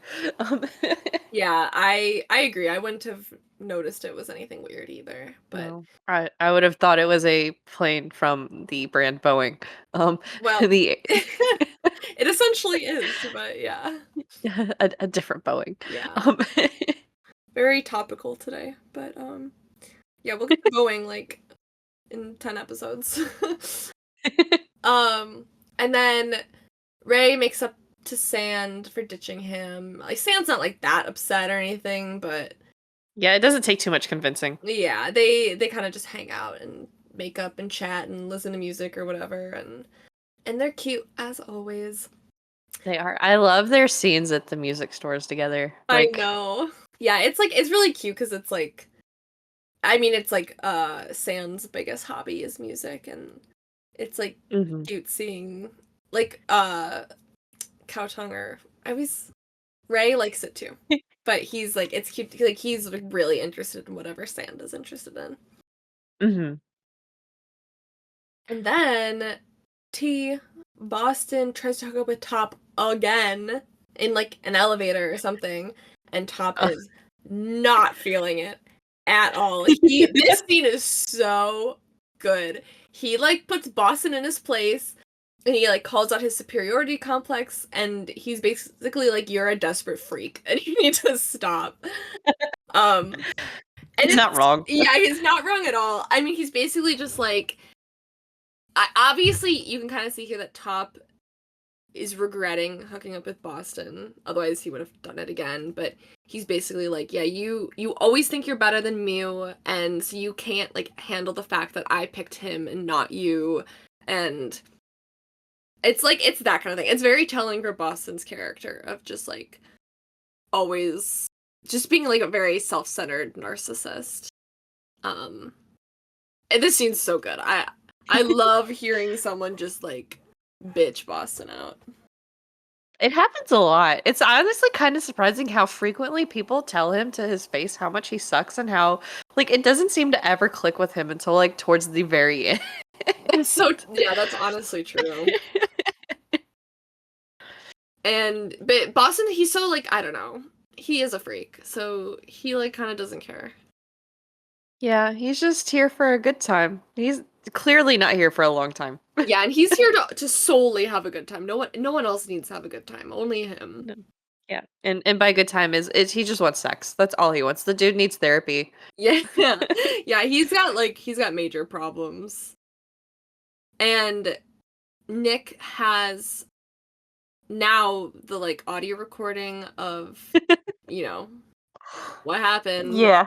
And he invites Top to like a cafe or his place or something. And he, he like threatens Top and he like blackmails him kind of. He's like, stay away from Boston. And Top is like, yeah, done deal, my guy. Good luck with that piece of work. Like, you don't have to blackmail me. I literally will just do that for free. Yep.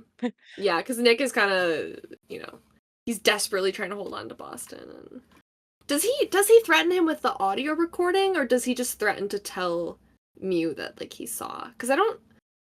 And there's something that happens later which makes me think that Top didn't know about the audio recording. I think he just threatens him. I don't think there's the audio recording Okay. yet. Yeah, I was gonna say later because later on in the show, Top in Boston try to figure out who took the audio recording. So I was like, yeah, Nick must not tell him about the recording. I think he just says that he saw it or something. So yeah, I guess Nick gets what he wants, and Top wasn't gonna hang out with Boston anyway, so that like kind of works out for a while. And then yeah, on the way out from that, Top is backing up and he backs his car into sand on his bike and they get in a little fist fight. And Nick comes out and he puts a stop to it. And we find out that so after this they're sitting and Nick shows Sand the audio recording. And it's so fucking funny. It's literally, she's just like, oh, listen to this. And it's just like moaning. And Sand is like, oh my god, is that Top in Boston? Like, bitch, how would you know that? Like, there's no possible way. It's like squeaking of the car bouncing and then like moaning. And it's like, what? This is not evidence here. This is just like, you just like downloaded an MP3 off of like Pornhub or something, you know? You're so right. But it works, I guess, yeah. It does. Because I don't know how many times we have to listen to the stupid audio. Yeah, this is like the first of several, and it's every time we hear it, I'm just like, oh lord. Please stop. Yeah. And Sand is like, oh shit, like, I hate Top too because he stole my ex-boyfriend, so they both have a common enemy. They're both on the anti-Top team. Which I was also at this point. Me too. Which, honestly, having watched the show like 2.5 times now, I'm just like, no, Top's not that bad. Top's trying to be a good person here, honestly. Mm-hmm. Yeah, I've like I hated Top the whole first time I watched it, and I've come around a little bit. Like now, I do see some of his good qualities, but I'm still not a big fan of him as a character. Yeah, I mean, he did still jump in bed or in the car with Boston as quickly as he possibly could. Yeah. A little bit of doubt in his relationship with Mew, and he just jumps in sleeping with Boston, and so not a great person, but overall, like not as bad as he's like somehow hinted at like the amount of distrust in Top in like most of the show is kind of wild for the fact that he really, up until like sleeping with Boston, he didn't do anything. Like No. he's just, it's such good acting and script writing to make him such a questionable character without actually having to do anything. I agree. Yeah, everyone's so sus of him, and like the audience is so sus of him, and he like literally just hadn't done anything at that point. But now he Hmm. has, so now, we hate him, but Yes. he's working to redeem himself. Well, not quite yet because he has not told Mew and he won't tell Mew, and that's pretty fucked up too. But In the meantime, Ray apologizes to Mew for kissing him because Mew's pretty mad. mhm. And Top walks in and is immediately suspicious because things haven't been cleared up with him yet either. So Yeah, he still thinks they like have slept together and all that stuff. So he's like doesn't really like that they're in this apartment alone together doing whatever. which no room for him to be mad at this point. Um No, but he kind of like insinuates this, and like Mew's like offended that Top yeah. would say that. Yeah, and then Mew is back with this stupid airplane. Um cuz there is a another character that kind of like appears like I don't know, like twice, whose name is Beam. Um Mhm. and so Mew thinks it's from Beam, and I guess so that would be Beam is the ex-boyfriend, but Top's like, no, Beam is just my drug dealer. Yeah. And then we have like a nice little scene of like Top doing drugs. It's like, okay. Yep. And Mew is very anti-drug at this Mhm. moment. So now Top has to quit doing drugs. Yeah, he's like Another Muse basically he doesn't tell him to quit drugs, but he's just like, yeah, I'm like I really don't like that, and it's like it'll fuck up your life and stuff. But also I see where he's coming from because his best friend is Ray, and Ray is kind of an alcoholic and drug addict, which we haven't gotten into, but so it's like kind of, he already has to like has one friend who needs a lot of help with that kind of stuff. He's kind of just like I don't want to have to yeah. do that with my boyfriend as well. Yeah. And yeah, I guess that is something we haven't really talked about. Ray is always drinking this entire Mhm. show, except when they're at school. There's literally like alcohol in his hand the entire time. And the show hasn't really talked about it either, but it'll come up a little more. But that is always how we see him. So he's Yeah. always like drunk and disorderly. And Top says he will quit doing drugs if Mew has sex with him, which is like a bad ultimatum. It's such a That's pretty fucked up. yeah. So when I was a freshman in college, I had a friend from high school who like came back into my life because he was a grade older than me, so he had moved away and he came back, and we had a like we were in our situationship stage, I guess is the thing, and a bunch of us were out together at like a music show or something like that, and it was one where I knew the band, so I was like going back and forth, like being backstage and then like coming back out, like so I was drinking backstage with the band, and then I'd come out and to my like situationship, and I didn't know he smoked. And again, I'm very anti-smoking. Like I do not like being around it at all.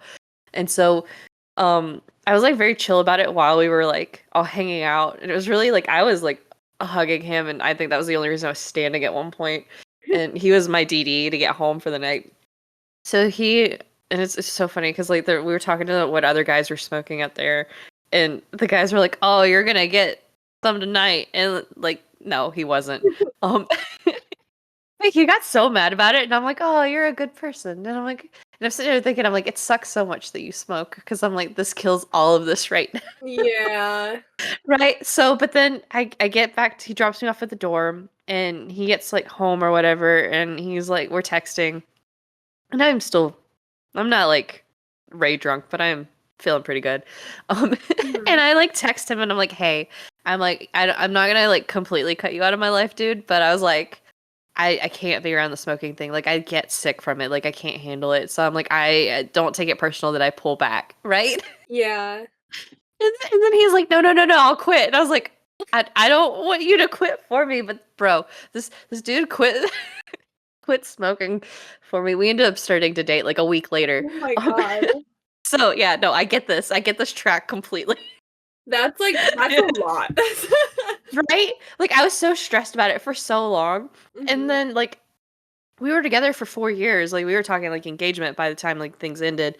So it like after a while I was like cool, it's healthier for him to quit smoking anyway and it's cheaper. So I was Mhm. like I'm not entirely mad that he quit, but also like I was a little stressed that it was because of me.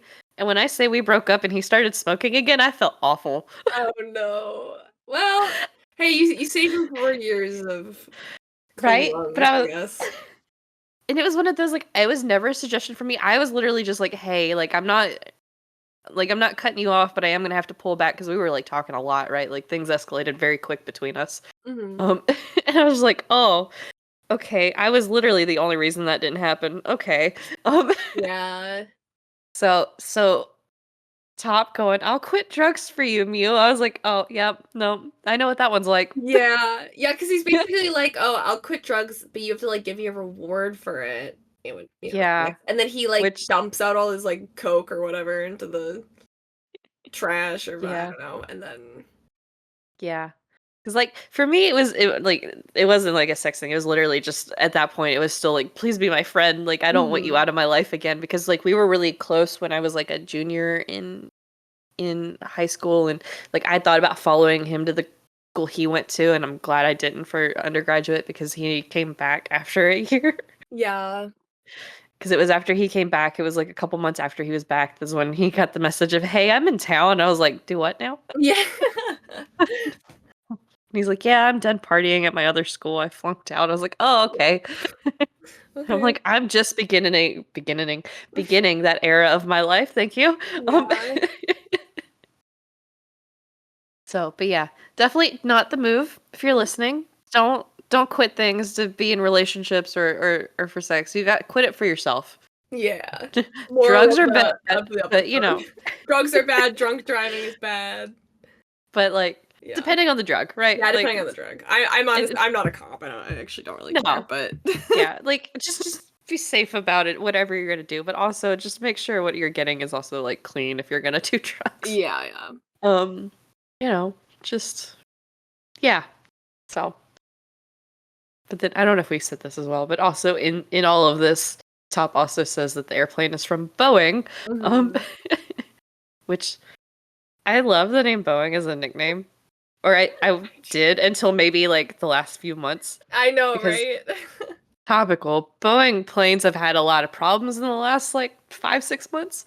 Um, which is Yeah. really unfortunate. So my background is in chemistry, right? Specifically in chemistry that relates to airplanes. Oh. Um, so not that I do anything with that side of it anymore. I went in a different route with my work. But when I was an undergrad, like Boeing was like one of the companies I really wanted to work for. Oh god. You And kind of like dodged a bullet. right, I've been sitting like for the last couple months. Every time like something else comes in the news, I'm like, I'm so glad. I'm like, I don't know what I would be doing right now. I would be freaking out right now. Oh god, yeah. I'd be like actually scared. Yeah, I'm like, okay, time to change my name, move countries. Like, I don't want to do this anymore. Yeah. Well, that's at least a But little fun lore. What could have happened? yeah. So, but is this the first time that we're really like naming Boeing? Yes, this is the first Okay. time he is named. Okay. So, yeah, so he tells the truth about that, and this is good enough for Mew. And I believe it's implied they like hook up, but it not like all the way. We were talking about this a couple months ago, but how we were kind of wondering if like the actor either force or book if they don't really like having like NC-17 scenes cuz they don't really have any like sex scenes in any of their shows, you know? Yeah. Yeah, And so so a lot of this, it's like kind of unclear like how far they go and stuff, but yeah, we weren't sure if that was like an actor thing or like or how, or why, because the rest of them have like actual sex scenes. yeah.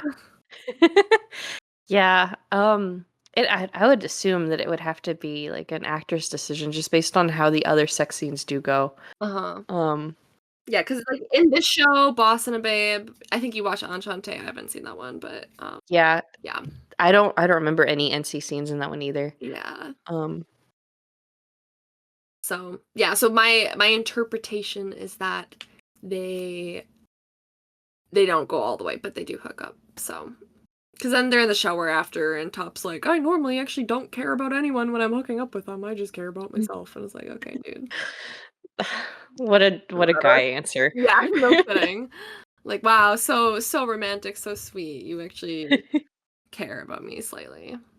And then the next episode, I love this episode. It is sand focused. It's, I mean, other people are in it, but it's basically his episode. And it's him just like kind of hanging out with Ray all day, and it's super cute, and like Sand's in love. Like Yeah. completely in love at this point. Yeah, the whole like discussion of like there's 24 hours in a day, like that Mm, whole thing and how you spend your time and like that whole like speech. I'm just like, "Oh," and then wanting to be like raised like 25th hour or something. yeah. I was like, "Oh, It's my heart." so cute. I love how this show has a lot of really good like a lot of every episode has like kind of a different theme. And so this one is kind of like the 24 hours in a day, and then there's another episode that's like about your emergency contact. And like there's like Mhm. just like the episodes are so good at being like thematic, and you know, Yes. I just like I love that. That's just good writing, like first and foremost. So yeah, and so they go around, they hang out all day. I don't know. They buy clothes and do whatever. I don't know. Oh gosh, is this where the dressing room scene is at? This is Oh. where the dressing room scene is. It's in this episode for sure. It's a great. They're just like, I don't know. It's just like a lot of sexual tension throughout the day. It is, but I love the dressing room scene Oh, because me too. because Sand is like trying to find like clothes for Ray that like fits Sand's like aesthetic instead of Ray's like rich party boy. So it's like band shirts or whatever. And so Ray like gets him into the dressing room and is like, help me change whatever. And like Sand is so teasing and Ray's like eating it because Ray's like, yes, we're gonna hook up in this dressing room. And then Sand's like, yeah, you got this, and just walks out. Yeah. And I'm like, yeah. They're just like electric together though. Like every scene they're in is like it's literally steals the whole show. It does. And because there's so much tension and chemistry between them constantly, like even like just simple like things, and then Ray says please all the time, and it's just with the puppy eyes, and Sand is Mm. constantly like, stop looking at me with your puppy eyes, like Oh, stop. he is 'Cause like the prettiest eyes. he does, and then when he's doing the puppy eyes and he's just going nah nah nah nah nah, and I'm like, stop it. Every time I hear somebody else say nah in in a Thai drama now, I'm like, Ray. Yeah. Uh, yeah, they're adorable, and they They are. mostly I just have love them. a good day, but things will happen later. Um, Of course. and at the same time, Nick is hanging out at the hostel a lot because he's making the website for them, and he's hanging out with Boston. They're having some cute moments too, where they're just like kind of, messing around together in the pool, and he finds out that like the Boston tells him that he once slept with a guy, and the guy took a video of him like without his consent, and was trying was intending to post it to like make money because he does this a lot. Hmm. And Boston's like, yeah, I managed to get him to delete the video, but it's really stressful because we find out that his father is like a politician or Hmm. something, and if like a scandal like this comes out, like his son's gay sex tape, it would probably cost him his career. So he was like, yeah, it was extremely stressful. And then he mentions how he wants to sleep around less because he's been feeling empty lately, and he kind of just wants to like focus on one person. And of course, to everyone, and especially to Nick, this sounds like maybe Boston wants to get like more serious with him. And yeah, I mean, I don't blame him for thinking that way because that is like Yeah. what Boston says. So Nick's very hopeful about their relationship. I feel so bad for Nick. I do too. Like Poor Nick. like like Nick's shady for like wiretapping the car and whatever and the decisions with the phone in the beginning, but like I feel so bad. I know he's really just got tangled up with the wrong guy, and people will tell him throughout the show that like, yeah, you're like don't. They're all like, yeah, Nick, you're so nice, and Boston's going to like eat you alive. Right? Like literally anybody other than Boston, please. Yeah, Um but Nick's already whipped, and he doesn't want to yeah. hear any of it. Nope. So. And then back to Sand and Ray. Sand's mom calls, she's like having an emergency, and so he and Ray show up, and she's actually throwing like a little surprise party for him because it's his birthday, and it's at her go-go bar, and Ray celebrates with them, and mama immediately knows like what's up. like she turns to Sand and she's like, that's not just a friend, is it? And Sand's like, well, we'll see, maybe I not. l- I love when the moms in these shows clock at things before like anyone else does. Oh, Like same. It's honestly it's so so true. Yeah, like Ray's like singing a song while this is happening. It's really cute, and the mom's just there. She's like, I know what's going on. so it's nice that she's also like chill with it. I'm glad they didn't Mhm. like also throw in like mom isn't okay with this type of a thing. Right, yeah. So His mom's really cool. Um, yeah, yeah. I mean She the seems bar she runs is already like a Yeah. Yeah, it seems Santa's a pretty like easy or very like laid back upbringing. yeah. Which we will learn a little bit more about in a second. So then we go back to Mew and Top, and I think they also kind of hung out today, and they had a little date thing, and Mew's pretty smitten by it, so he calls Boss and he's like, "Hey, I like want to have sex with Top finally. Like, should I do it?" And Boston's just like, "Yeah, man, go for it." And then this is also a part where I can't tell. I think they did it. I'm not 100% sure. But They did. they did. I'm pretty confident they did. Okay. But And I they tell just each other they love each other too, so. yeah, I just of all the friends to call Yeah, and be what like Boston? Boston is on the bottom of that list because I know what the answer is going to be, and I don't know if that was Mew knowing what answer he wanted, Yeah. or what. But Well, he like, probably didn't want to call Ray because Ray just told him that he was in love with him, so that would have been a little cruel. I would have called Choom, Yeah, I yeah, 100% would have called her too. I don't know why he didn't. because she's again, so she's very minor parts in all of this, but she's been just hyping them up honestly, like this entire time of like, Oh yeah, yeah, this is good, this is a good match. she's a top stan. She's a fan of Yeah, him. She's like, oh yeah, he's handsome, rich, whatever. You should go for it. yeah, go for it. Yeah, but yeah, for some reason, he goes Boston, whatever. Yeah, Then they do it, and who? Yeah, then we find out a little bit more of Sam's upbringing. Turns out he has a dad that doesn't know he exists, and they're so cute. This whole little birthday party scene is so cute. They go home, and Sand and Ray, they are kind of just like making out on the couch, um, or beanbag, or I don't know. They're yeah, it like on was the on the floor. beanbag chair. Yeah, they're like crouched on the beanbag chair making out, and that's when Nick and Boston enter.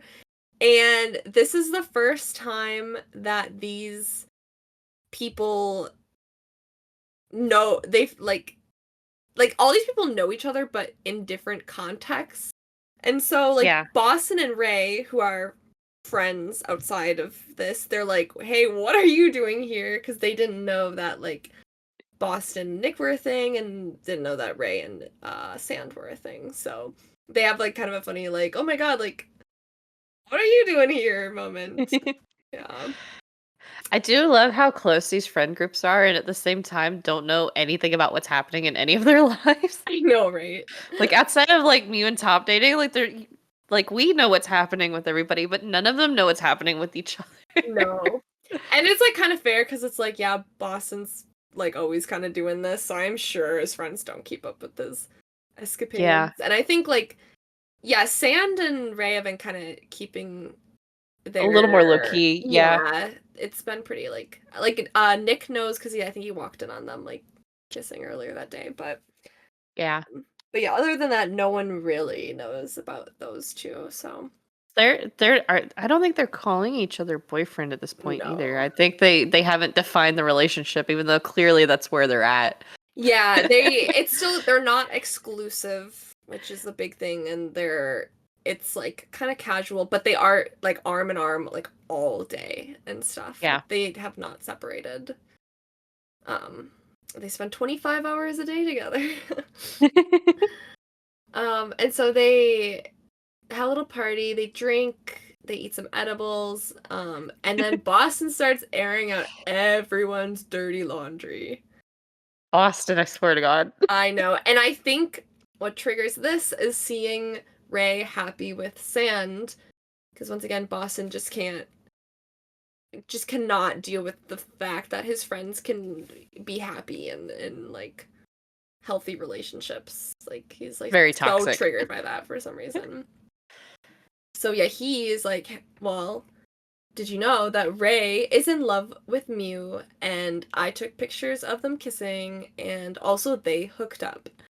And this is all news to Sand. First of all, the hookup thing is a lie. I don't know if Yeah. Boston believes that or if he's just like lying about it again. I think he's just lying because Yeah. I mean they were in the like backyard. They were in like I think Ray's backyard, like just drinking. Hmm. Yeah. And so yeah, he's just like completely lying about that, but the part about him being in love with Mew is true, and Sand did Yeah. not know this at all. Yeah. This doesn't go over very well. No. And of course, like Ray is very upset by this, which is so valid, and they get in a fist fight. And that's Yeah. how the Yeah. night ends.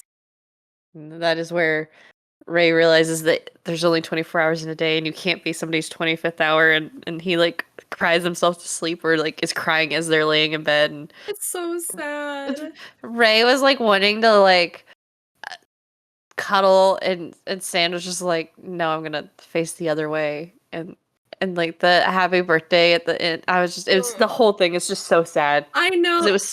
it was such a perfect day up until that point. Yeah. And it's like, it sucks too, because like Ray wants to talk about it. He's like, hey, like, do you have any questions? Like, ask me anything, I'll tell you.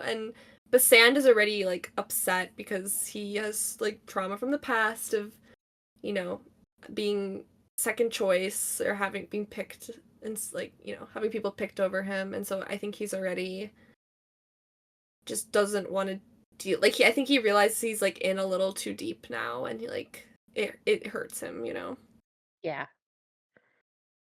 And that's really sad because they had such a good day before that.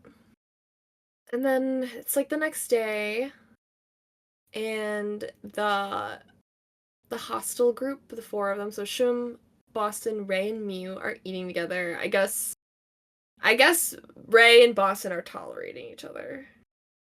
You know, Yeah. like they're not like fighting, but they're not like friends. They're just kind of, I don't know. It's kind of how Boston generally fits into this group, to be honest. He's more tolerated most of the time. Yeah, I agree. And Mew talks about getting LASIK because like Top likes him without glasses or something, so he's getting LASIK. And then we're as an audience kind of like, oh, he's changing for Top. Like, Yeah. it's this Ray's not a fan of controlling. this either. No, Ray is not a fan, of course, but and then Shim complains that April, her girlfriend's short films are like too indie and they don't make sense. It's like, okay. That's their little bit of drama, but Yeah. Honestly, a very chill relationship for the most part. yeah, everything else is like fine. That's just like the one thing where she's Mm. just like, yeah, her short films, I don't like them.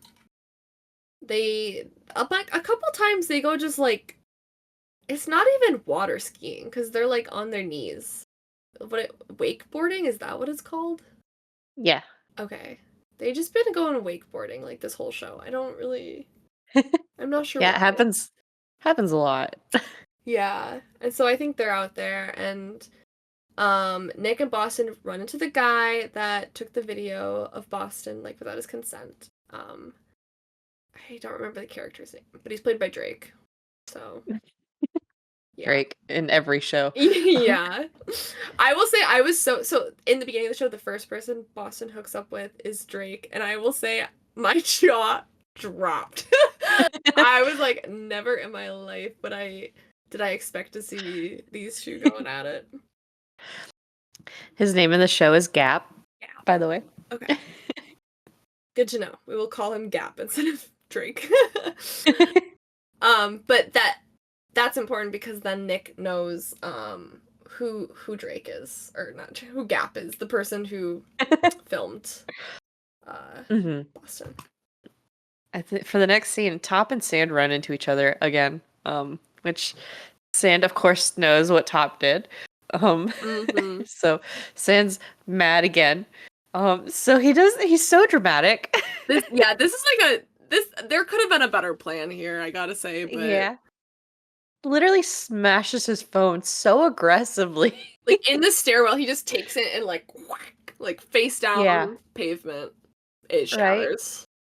And then he like takes it to Nick and is like, "Hey, can you fix this? And while you're doing that, can I borrow your phone?" Like And it's such an and aggressive plan to just borrow someone's phone. Like he could have just been like, "Oh, my phone's dead" or something, you know? yeah. No, not he's clearly not thinking straight.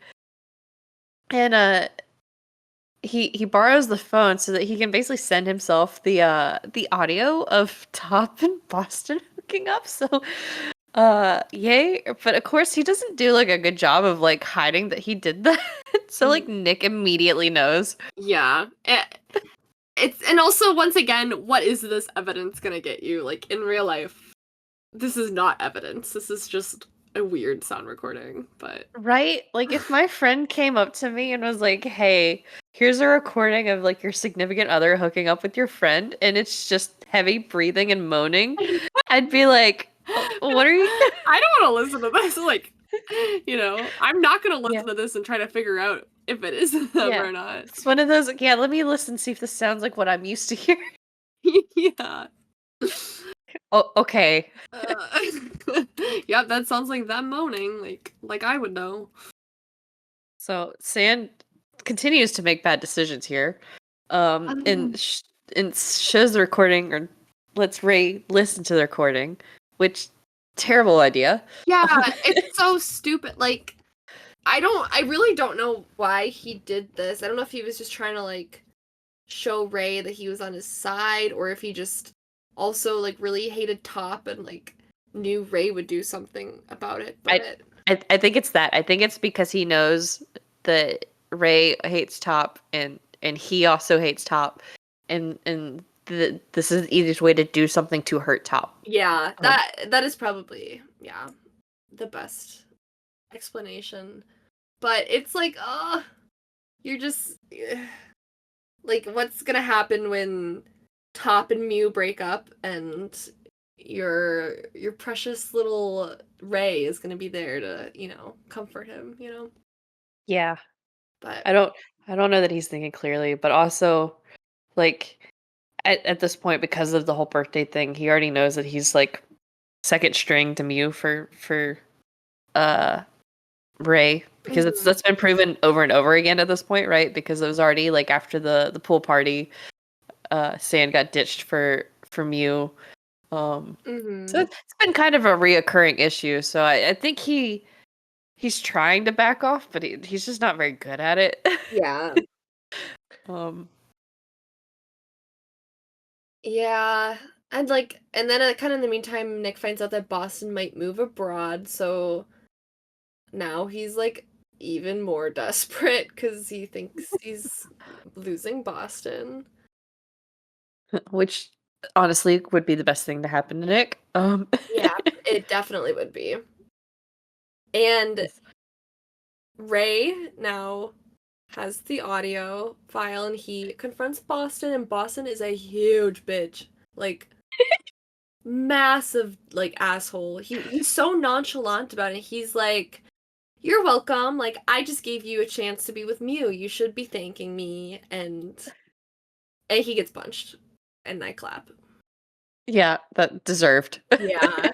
He's so psycho. Like, Boston is just like, the way he just like does not care about anyone else is shocking. Right? Like I can't imagine.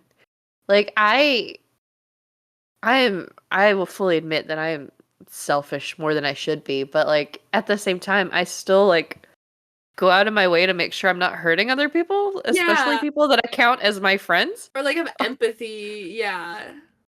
right? Like these are his only friends, right? Yeah, right? And it's crazy, dude. He doesn't even really care that he's been caught like doing this. Like, No, I he's don't. just like aggressive about it. Yeah, I don't think he realizes that like how much this could blow up in his face. Yeah, oh, not at all yet. Yeah. It's just like, I don't know. He thinks he's Yes. like untouchable. Right, like his friends will just move on. It'll be fine. Like Yeah. Like it always no. is. Yeah. And coincidentally, it's Mew's birthday and he's about to have the worst birthday ever. And Yeah. yeah, oh god, I feel like we have different opinions about Mew, but I just feel so bad. Like I just feel like if I was him in this show in this scenario, he's a much better person than I would have been. So I like give him props for that. I was pretty neutral on Mew until a little later. Yeah. Until the next party. Not this party, but the next one. Yeah, yeah. Yeah, that's fair. So what happens at his birthday party is that at the beginning of the night, him and Ray have a little talk in the bathroom, and it's sweet, and Ray's getting a little fucked up, and he's just like, "Hey, I'm worried about you, like, whatever," and Ray's like, "Yeah, happy birthday." And, it's nothing crazy, it's just like, it's a sweet chat. Mhm. And then Ray gets real fucked up, and he starts making a speech, and he is winning that Emmy. He is This is such a public place to make the speech to. They're still at the like yellow bar. Like and Jenny's there and like Jenny's boyfriend and like everybody is here, including a lot of random people that aren't part of this group. And like literally everybody watching. Like, the mic hooked up to the speaker system of the bar. Yeah, it's this is a rough scene. It This is is. this is such good acting, but this is a rough scene. It is. 'Cause, yeah, he's like drunk, falling over, and he starts talking about he's just airing on everyone's dirty laundry. Tells 8 Ball that Shum doesn't like her short film. She's just catching strays out here. Like that. Right? It's like nothing relevant to the story, but they catch some strays. And then he's yelling at people, and he yells. He kind of insinuates that like Top did something. And then Boston's kind of standing quietly in the corner, and he's like, "Why are you so quiet, Boston?" And he's like picking fights, and Mew ends up punching Ray. And Ray leaves, and everyone's like depressed, like especially Boston. And it's really sad because it's kind of just watching Ray have like, I want to say like, not really hit rock bottom, but he's like having a breakdown, and it's like it's really distressing to see. And so everyone's like, what the fuck, like, what's going on, like, what was he saying, like, you know Yeah. it was It's kind of a lot to take in at once. and then Ray again Don't drink and drive. Like, Sand's going after Ray, but Ray, like, gone. Gone, Mhm. gets in his car. He is He takes off. so drunk. And he's gone. He's driving drunk, so Sand has to, like, chase after him on the motorcycle. And of course, Ray crashes his car, and so Sand's got to take him to the hospital then. Um, and this is kind of the first time we really see Ray's dad, right? Yes. This is the first time Yeah. we meet him. So, again, family has a lot of money. But, like, dad comes in and is just super mad because I think he's also like a prominent figure. So I think, Yeah. right? I don't remember what he does So, exactly. I know his mom was like an so actress, but yeah. mm, And so and he I know there's legal issues now on top of that because drunk driving accident. Um and then uh Ray's dad asked Sam for help with something. yeah. Um We don't so find out what that is yet, but yeah. we do get the impression that his dad's very concerned about Mhm. Ray's well-being and drinking habits and stuff. Mhm. So, but then back to everybody else. Chum and April thankfully talk it out in a healthy way and make up because Chum's like, I didn't, because April's like, why didn't you tell me you didn't like my movies, whatever? And April's just, or Chum's just like, I didn't want to make you upset because you were like working hard and everything. Which is so valid because Yeah. I also don't know that I would have been like, "Oh, your movies suck," or "I really don't like them." Right? Like I would have also been like, "Yeah, they're great," and then privately to my friends have been like, "Oh my god, please help me." Yeah, But because it's like so understandable. right, because even like when she was talking with the friends about it, she wasn't really going off like that hard on like, "Oh my god, this is like the worst thing I've ever watched." It was more of like a casual like side comment of like, "Yeah, I don't. It's not my type of movie," which is fair. Yeah. Like indie movies are not for everybody by any means. Um, Yeah, and it's so funny to me the like juxtaposition of like the lesbians' biggest problem is like, I'm sorry I didn't like your short film, and then like all the guys are like, my friend slept with my boyfriend and my other friend's secretly in love with me, and like it's like all this crazy things, and then yeah. the girls are there and they're just like, I'm really sorry I didn't understand your short film. So they're Oh, immediately winning healthiest couple award. they really are because that was like that's literally the worst thing that happens to them like this whole show like as a couple. It is. That's like their big like problem they have to overcome, and it's they talk it out T- pretty quick. yeah, it's like 5 minutes of drama. Like Yeah. not even. It's like Yeah. 2 minutes of drama. Yeah, good for them. They get things Yeah. done. Yeah, because I think April still wanted a little bit of space to like just kind of like process everything, but was like not really mad. Mhm. So Yeah, and then well, we gotta figure out what happens with Mew, and so Mew and Top are in their apartment, and Mew is like seducing Top, and this farce is so slay. But I love this. I do too. And he's like kissing Top, and I don't know what they're talking about, but he like makes Top moan, and then he starts playing the recording that we find out Ray sent him that recording after their little talk in the bathroom earlier that day. Um, and Top is so shook. I love the whole the just like the dramatics and theatrics of just Yeah. setting up this whole like seduction gotcha moment. I love it. I love Mia for those. Yeah, this was like the moment where I love Mew and then like immediately after this I just hate him again. Um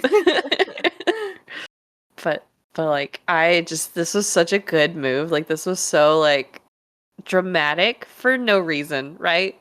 Like Yeah, there is like no need to confront him this way, but I do love that this was the path chosen. mhm.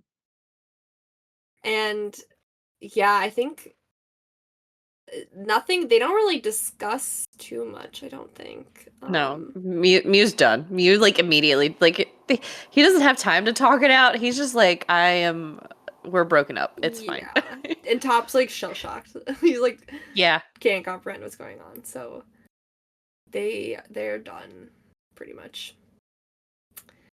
And that's his birthday. Happy birthday, Mew. Sorry about your shitty friends and boyfriends. Right? Like the Ray didn't need to do this on his birthday. Like I'm sure there was like a day before where he could have been like, "Hey, bro." Like Yeah, right. um Yeah, it's hard to know like the timeline of everything and like yeah. what day, or how long it was since Ray found out and that he told Mew, but yeah, Yeah, timing's pretty bad. I still even if it was like same day, I don't know that I would have been like, "Hey," at the birthday party. I think I'd have been like, "Hey, let's meet for like coffee beforehand or something." Right. Right? But Like yeah, not Ray doesn't really think things through, and he's also always under the influence of that, probably. yeah. He's not really thinking too clearly anyway. Yeah, that's true. Yeah. And so the next day, Mew tells Shum about everything, and she's so funny. She's like, oh my god, like, and I was rooting for him so hard. Like, Yeah. I can't believe I liked that guy. Yeah. So fair. Yeah. And Boston and Top try to figure out who told, and Yeah. Boston doesn't know about the recording, and he learns then that people know about this because of the recording. Mhm. And then he realizes it was Nick who did this because he was the one who had access to his car, and also he works at like a tech store. This is so messy. This is he. Oh God, he confronts Nick for, and I quote, ruining his life because it's Nick's fault. It's not. It's not. It's not Boston's fault for his actions. It's Nick's fault that he got caught. So, Yep. but Nick is so down bad. He's like desperate. He begs Boston to like stay with him, and it's like, boy, stand up. Yeah, please. Like, Please. stand up. He's literally on the ground too in the scene. He's like sitting on the Right. floor. Nick, my dude, you can do so much better than Boston. Oh my god, Oh. yes. And yeah, Boston's pissed and he storms out. And so they're seemingly done as well. Which honestly, situation aside, that's also fair from Boston. Um Yeah. like I also would not stay even as a hookup with somebody who is clearly recording me unknowingly. Oh yeah. Like that's a line. And especially, I mean, this is like the second time it's happened to Boston, like being Yeah. recorded, secretly. So Yeah. yeah. So that's, yeah, not a great thing for Nick to do, but No. we're all We need human. a drama. Yeah. And then Top is immediately trying to like reconcile with Mew. He shows up at his house, apologizes. He tells the truth about what happened, and he tells Mew that like he did this because Boston showed him the picture of him and Ray kissing. Mhm. And he's very honest. He's like, yeah, that the reason like he basically like Boston was telling me that like you guys hooked up and all of that, and Mew, of course, like reasonably is pissed. He's like, you like believe that, like that's so stupid, like, and No, even if he did believe that they like slept together, that's the move to follow that is not to sleep with Boston. It's to have a conversation. yeah, exactly, like the reasoning's Right? stupid, but like Top is honest about everything that happens that night. Yeah. Because I will say, outside of sleeping with Boston, which is a big issue, like not to discount it, but outside of that, Top has been honest about literally everything with Ray. Not Ray, with Mew. Yeah.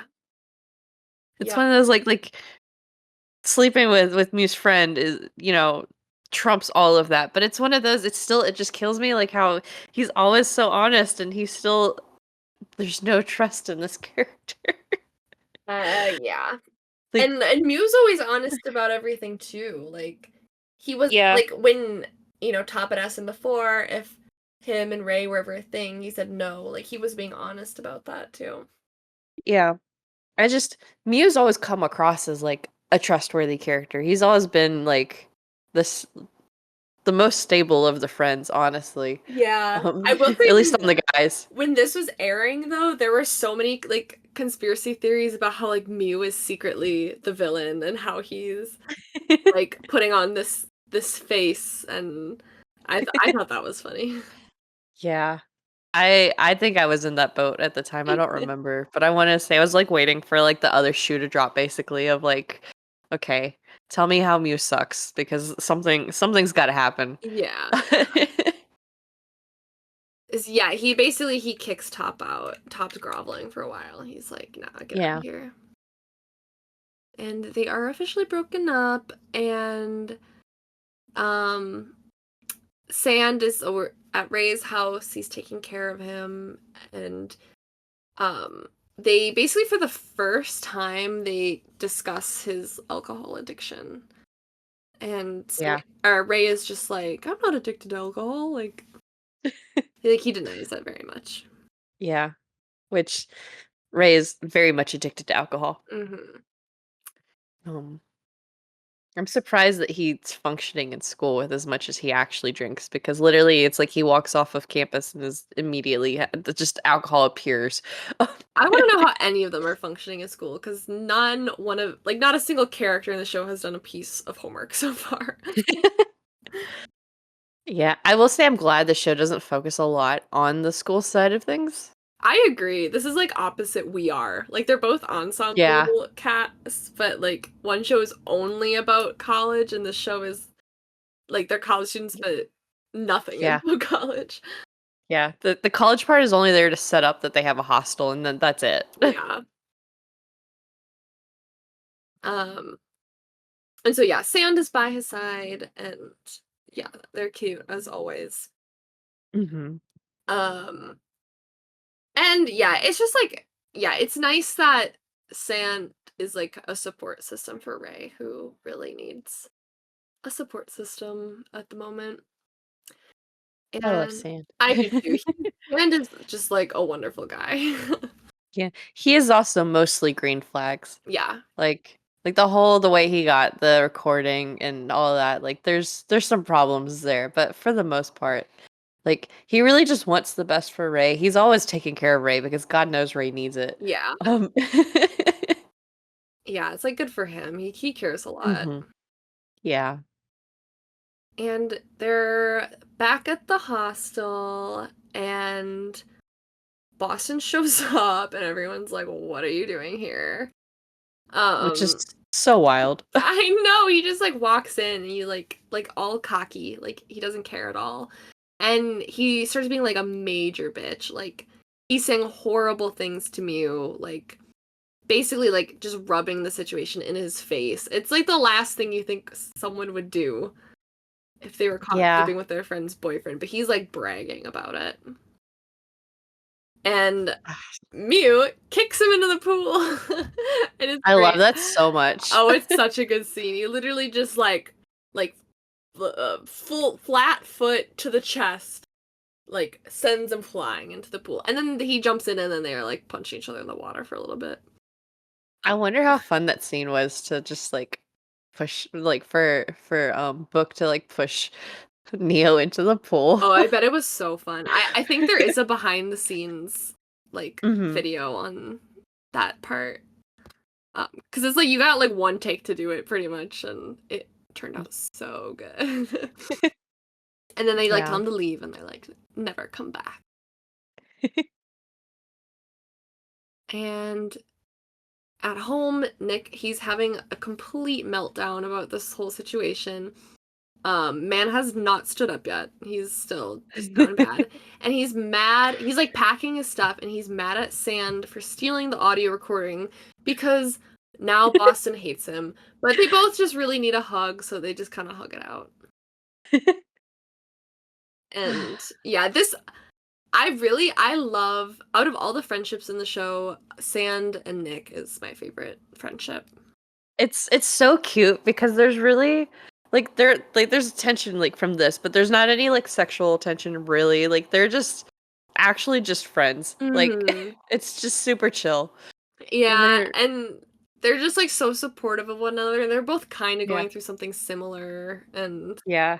And I think they both realize that both their relationships are super messy and they're just like it's fine. I'm like neither of them are like strongly like you shouldn't do this. Like I think Sand tells Nick a few times, especially a little later of like move on from Boston, like this can't. But it's not like in like a mean way. mhm.